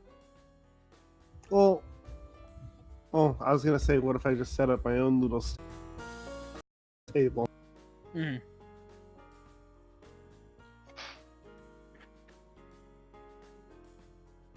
Business. The city's out to get me, I swear. I know, right? For the end of the world spell, press Control, Alt, Delete. It's great. Wonderful. For some reason, the sound thing isn't working, and it looks like Windows decided to change the name I set for one of the virtual audio cables again. God, I'm getting tired of Windows messing around with their... If it ain't broke, don't There we fucking go. fix it. All right, so I think this is per day. Can you guys even hear me now? Yeah. Mm-hmm. Okay. So here, I'm just gonna screenshot it and send it in the group chat. Oh, great! The open file window opened under my remote connection. It's gonna be under my Cool. judgment. Our judgment. I'm still thinking about what's gonna happen with that. By the way, one, I have to find the falling table. I mean, I copied it into my notes because I had a What? feeling this would happen a lot. What That's happened? a D10, right? All right. So, what did you fall off of? Well, life apparently. We'll find out in this roll.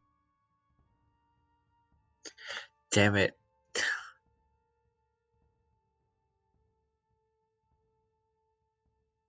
All right. I don't know how I like that sound. So,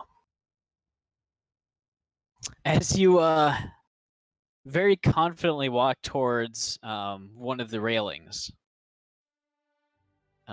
first go ahead and give me a DC, or I'm not gonna say the DC. Go ahead and give me a dexterity check. Dexterity check. All right. As a very sudden sense of vertigo just envelops you, as you topple backwards for a sec before rapidly flipping over the edge. Damn it, Dad! Ah, God damn it!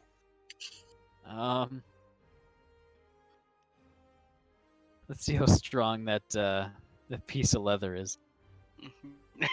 Well- The bird escapes.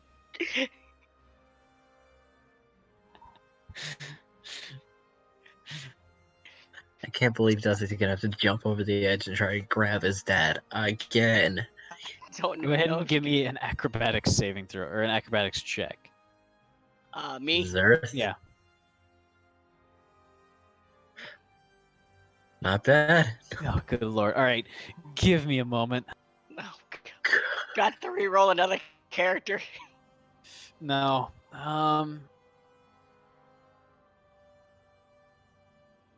Freaking idiot. Napoleon Dynamite. How smart is it? Fantastic movie, terrible TV show. Agreed. Although it's not without its good moments. There's this one, if I recall correctly, he like joined a fight club and learned how to fight really well, and beat up like five burly guys surrounding him. And then the last guy was like, "What was Wait, it?" was It there wasn't he learned how to. All right, so It wasn't he learned how to fight well. It was his acne cream had steroids in it, and it got That's him right. like, super angry. That's So- right. anyways, Hold on. Fight Club was in the water As- tower. I just have one quick question. okay. There was a TV show made from that movie? It was an Animated cartoon. thing, and it's still on Hulu, I think. Yeah, It's Ugh. there's about But, 3 like- episodes, and it was terrible. like the last guy was like, "Please don't. I have kids or I have a daughter," and he's just like, "Then go to her and tell her who spared your life this day." And I quote that a lot. So, as you topple over the edge, you feel a very tiny little snap as the cord breaks, perhaps sparing the owl from this. But you don't know where it went as you are kind of spinning through the air. You get a glimpse of something approaching you from below and just kind of reach out and grab onto it. As you manage to grab one of the rear legs of a hippogriff.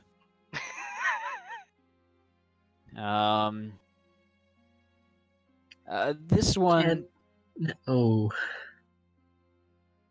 This one seems to be one of the hippogriffs that seems to be like attracted to this area for the ease of its flying and just the amount of food that it can find nearby. But it's basically a horse with the front half and kind of like talons of an eagle with giant wings along with it, like an eagle head. As it So- and it sees you kind of grab on and it struggles to stay aloft as it bucks. So it's like Are you going to try to hang on? How? I'm gonna look down. How far am I from the ground? Are you going to hang on? You got to make Constitution saving. split-second decision. It's gonna buck Yes. right away. All right, go ahead and give me a strength saving throw. All right, you managed to hold on just barely, and looking down, you can see that you're about to pass over one of the bridges. If you time it right, you could probably just drop down right on that. I'm gonna do that. All right, one more strength saving throw to avoid being thrown off. Ooh. Wait, wasn't Dusty on your shoulder? Dusty, were you on his shoulder? I don't remember. That is It my happened usual so fast. perch. You feel a very distinct falling sensation as you suddenly wake up and instinctively just kind of spread your wings out. As you see the distinct sight of a large kind of grayish bird kind of flapping its wings, gaining a bit of lift and kind of just gliding away as Zerth just plummets downwards, grabbing the leg of something that looks like a horse. Huh? What?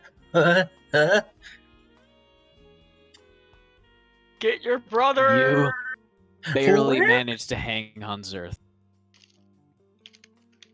And you can fairly easily time it to drop off on this bridge. As you approach overhead, you let go and fall about 30-ish feet down onto solid ground. I believe that's going to be, I think it's 2d6 for 10 feet past 20. I think so. Yeah. 66. You take 7 points of bludgeoning damage. Tuck and roll. Dusty's basically just so confused. roll and Zerth slam told into him the to get his ground. brother. Where's You- that owl? You gain a handful of confused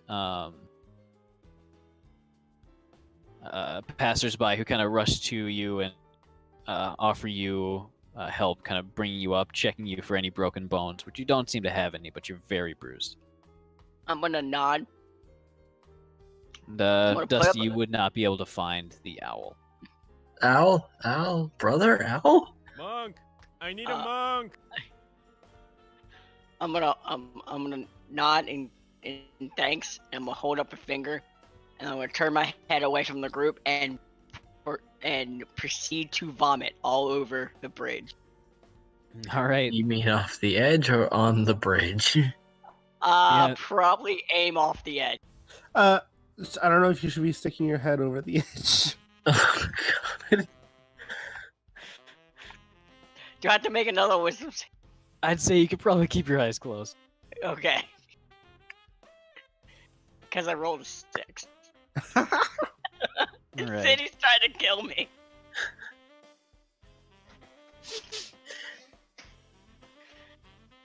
Dusty just flies down and gets next to his father, saying, "Don't stop it.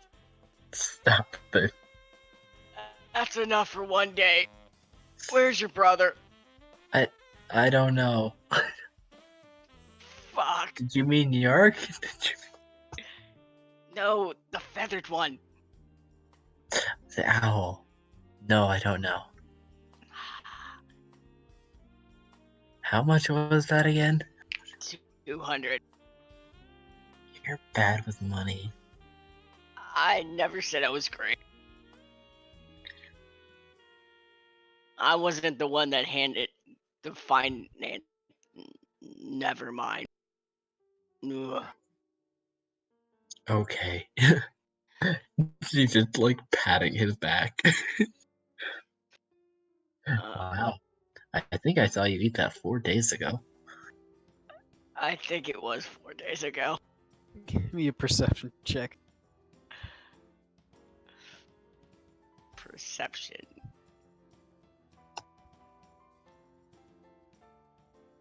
Sir, in the puddle, you'd see the shriveled up, kind of dissolved remains of a cigar butt.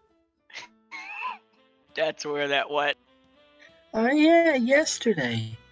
You did eat it. I'm gonna pick it up and wipe it off and tuck it away for later. Oh, Don't, Father, no. It's You soaked. say- You'll never light it again. But it was the fine one. It's soaked, Father. It's done. It's soaked. Let it die. He'll shed a tear as he drops it over the edge. Let it Yeah, die, Father. the small Its crowd time is is done. kind of dissipated as you get up and start walking around. Well, you know what? I need to meet somebody who's better with money. Ugh. He tries to think, but he cannot find an answer.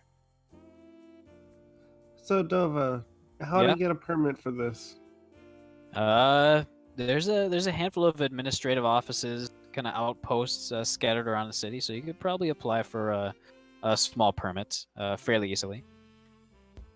And like, how long is it good for? And Permits are good for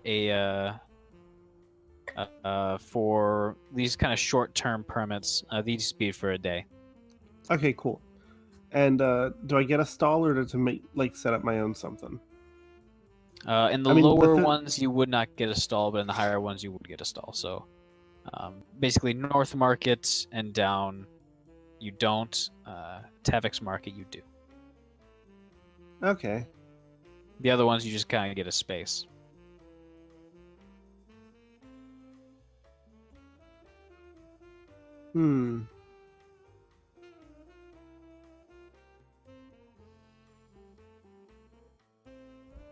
Trying to think of what would be easy to sell.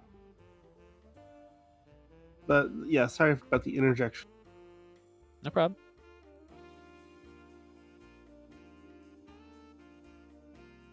All right, so I'll assume that you all slowly start to kind of congregate back to the tavern, the Market's Edge Tavern. I look sad. Well, Dusty has two options. Pick a random direction and try to find his missing brother, or Hey. stay with his death-prone father. Hey Dove, I have a question. Yeah? On my way back to the tavern, am I assaulted by a rogue owl? You are not carried away by a rogue owl, no. You would see the same sign promising free food and payment in bar tabs and tokens. For magical experimentation. There is no mention of money, only bar tabs and food. But it does require at least 5 people, and you have at least 5 people. I'm less interested, but I'll see what the rest of the team has to say. All right.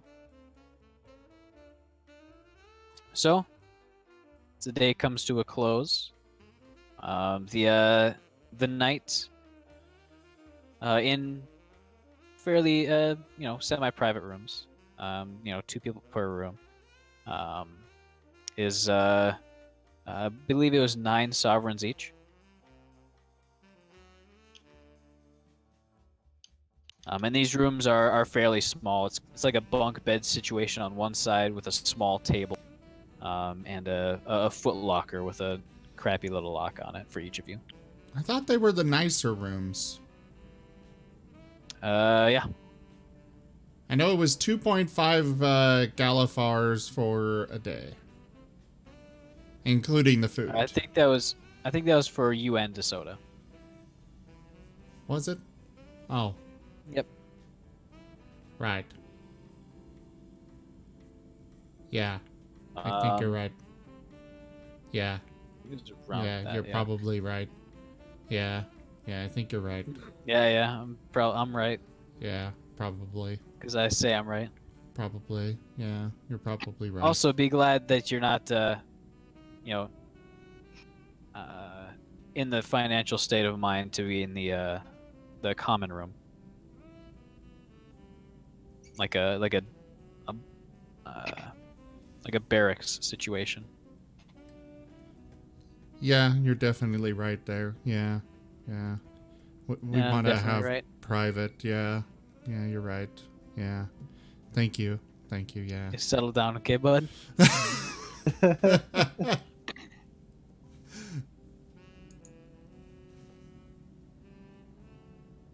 All right. So,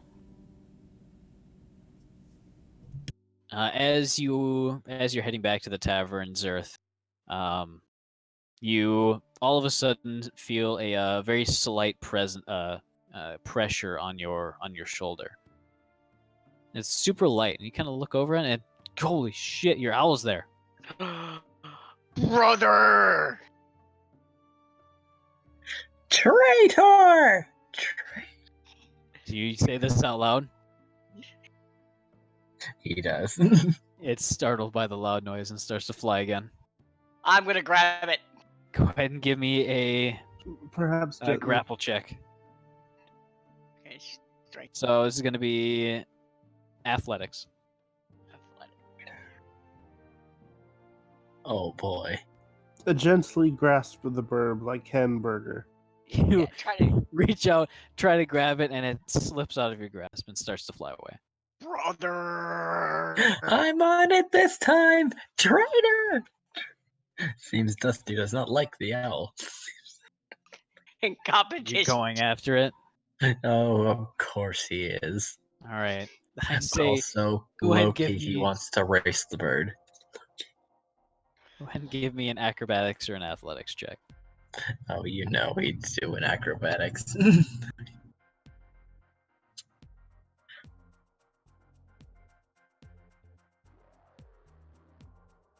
All right, this is the time for a nat 20, I believe. All right, you're able to catch the owl by the legs as it kind of flaps a bit, trying to get away before it eventually kind of wrap your arms around it, and it kind of calms down under duress. Glares. You let my father fall. How dare you?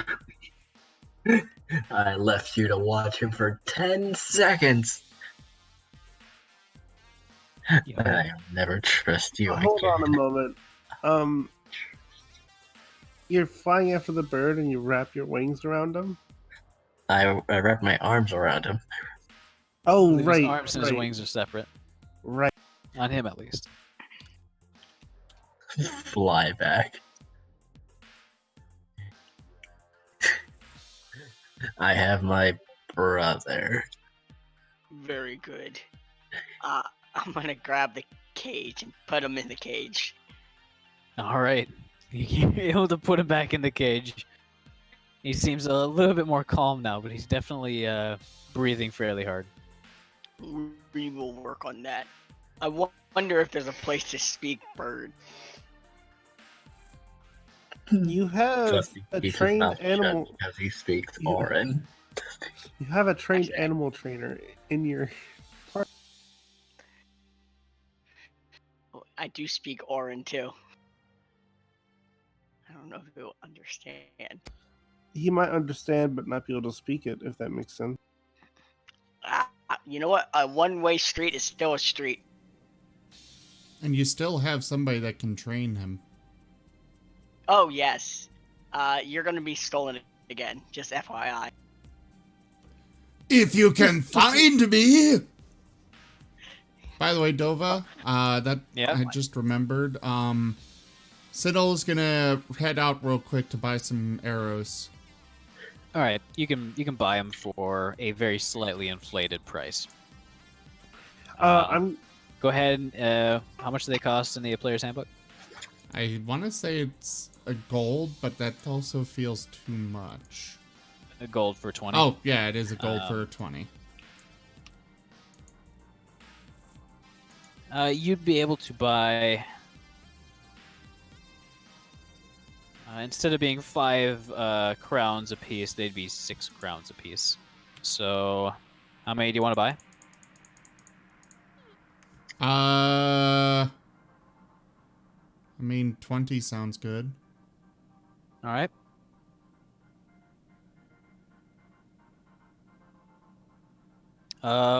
One Galifar, 2 Sovereign.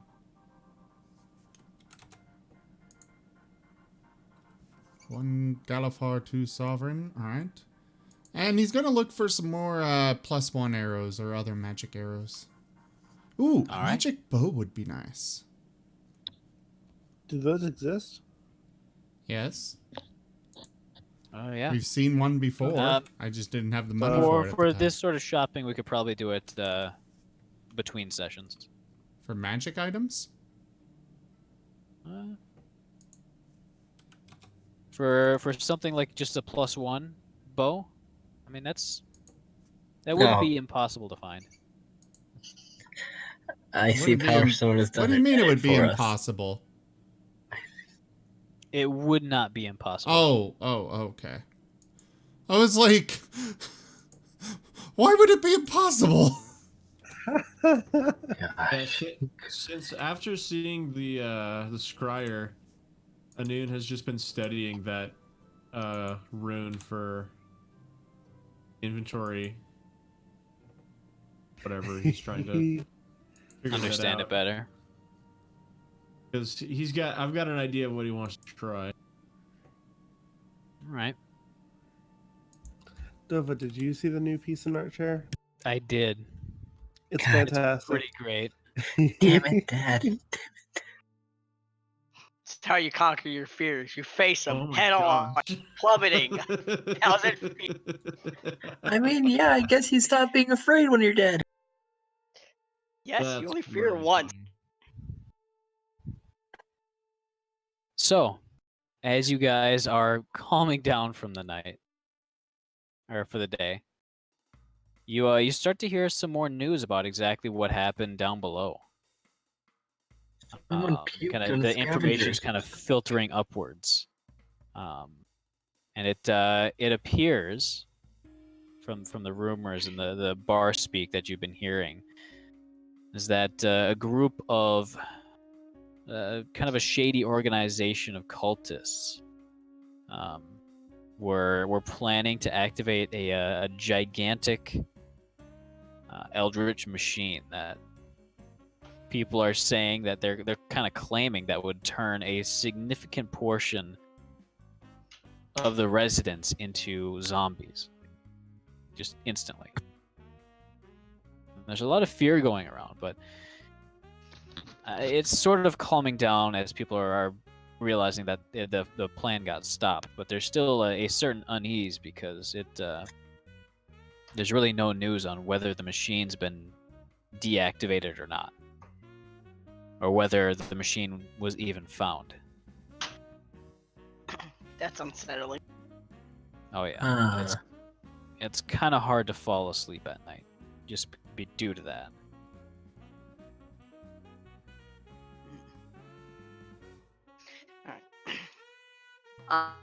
If we're turning in, I'm gonna spend some of the night getting used to the owl and getting the owl used to me. Go ahead and give me an animal handling check.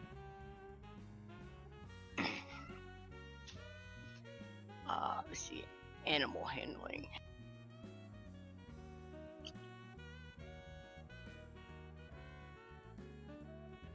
All right. You spend the night kind of just with the owl nearby, getting used to your presence, which you're guessing it's decently far along in its sort of taming process, given that it flew back to you. But you feel that you're gaining some bit of kind of trust with it. It's kind of hard to tell exactly what kind or how much though. I would offer to give it treats too. Oh, that definitely helps. It does seem quite hungry. It kind of eats basically whatever you put in front of it. I will Mostly. I will keep this thing well fed. It seems to like meat. You know what? I knew it was family.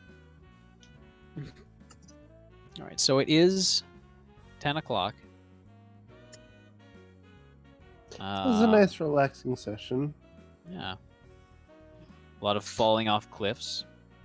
Okay, relaxing besides that part. Besides that, okay. And a hippogriff. There was an animal involved. It's a lot There's of animals involved. Several animals involved, actually. Yeah. Yeah, it's kind of surprising for a city setting. There's a lot of animals here. You're welcome. I aim to please.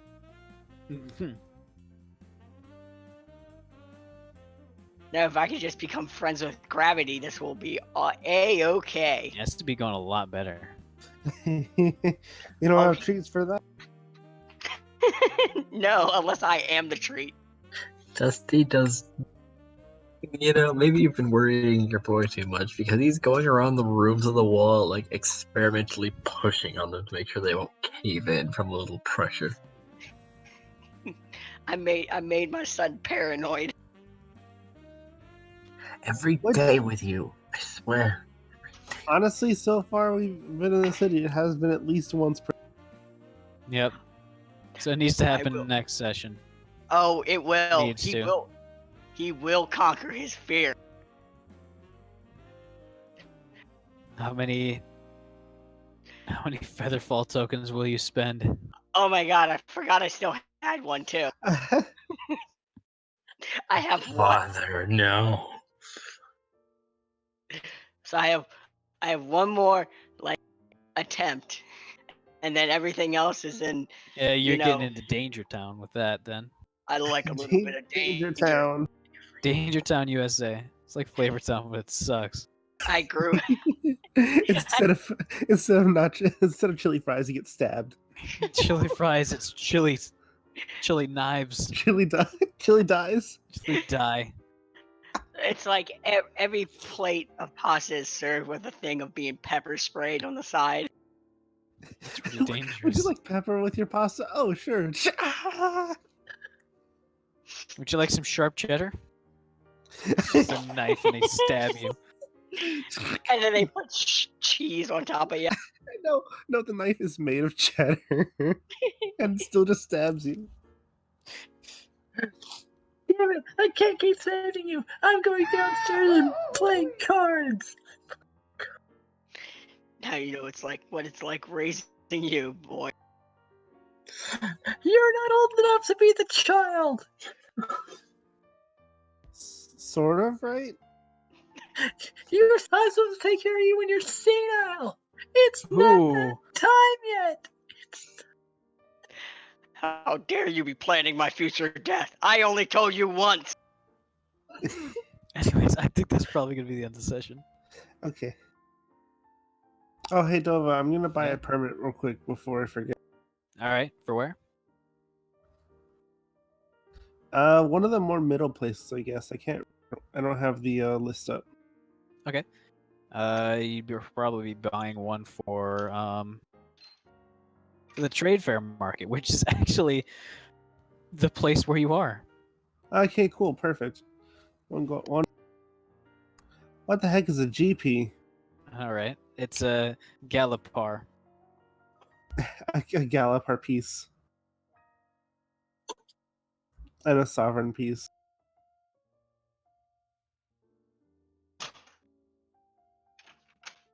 Alright, cool. Now I just gotta figure out what I'm selling. And I'll be golden. There we go.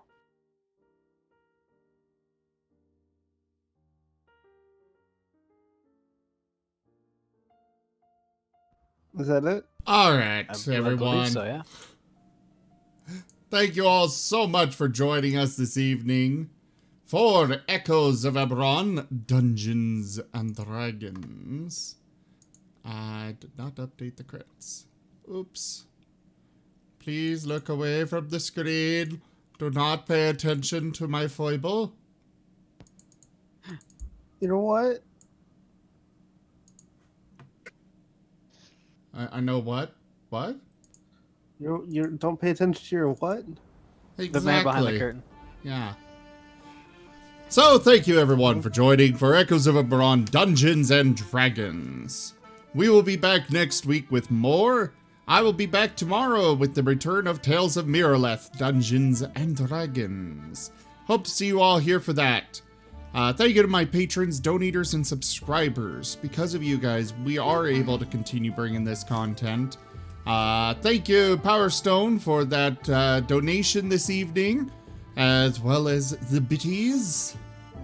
And the awesome fan art. Oh, yes, Oh, yeah. yes, of course. That is always very much appreciated. And yeah, check out our website, zgfgaming.com. We've got all sorts of good links, information there, as well as the merchandise. High quality stuff for really low prices. And yeah, thanks for joining, and I bid you all a very fond adieu. Bye, everyone. Bye. Have a good night. Good night, and we'll see you all next time, because there's a list here, and I know if you don't show. Why? Go away.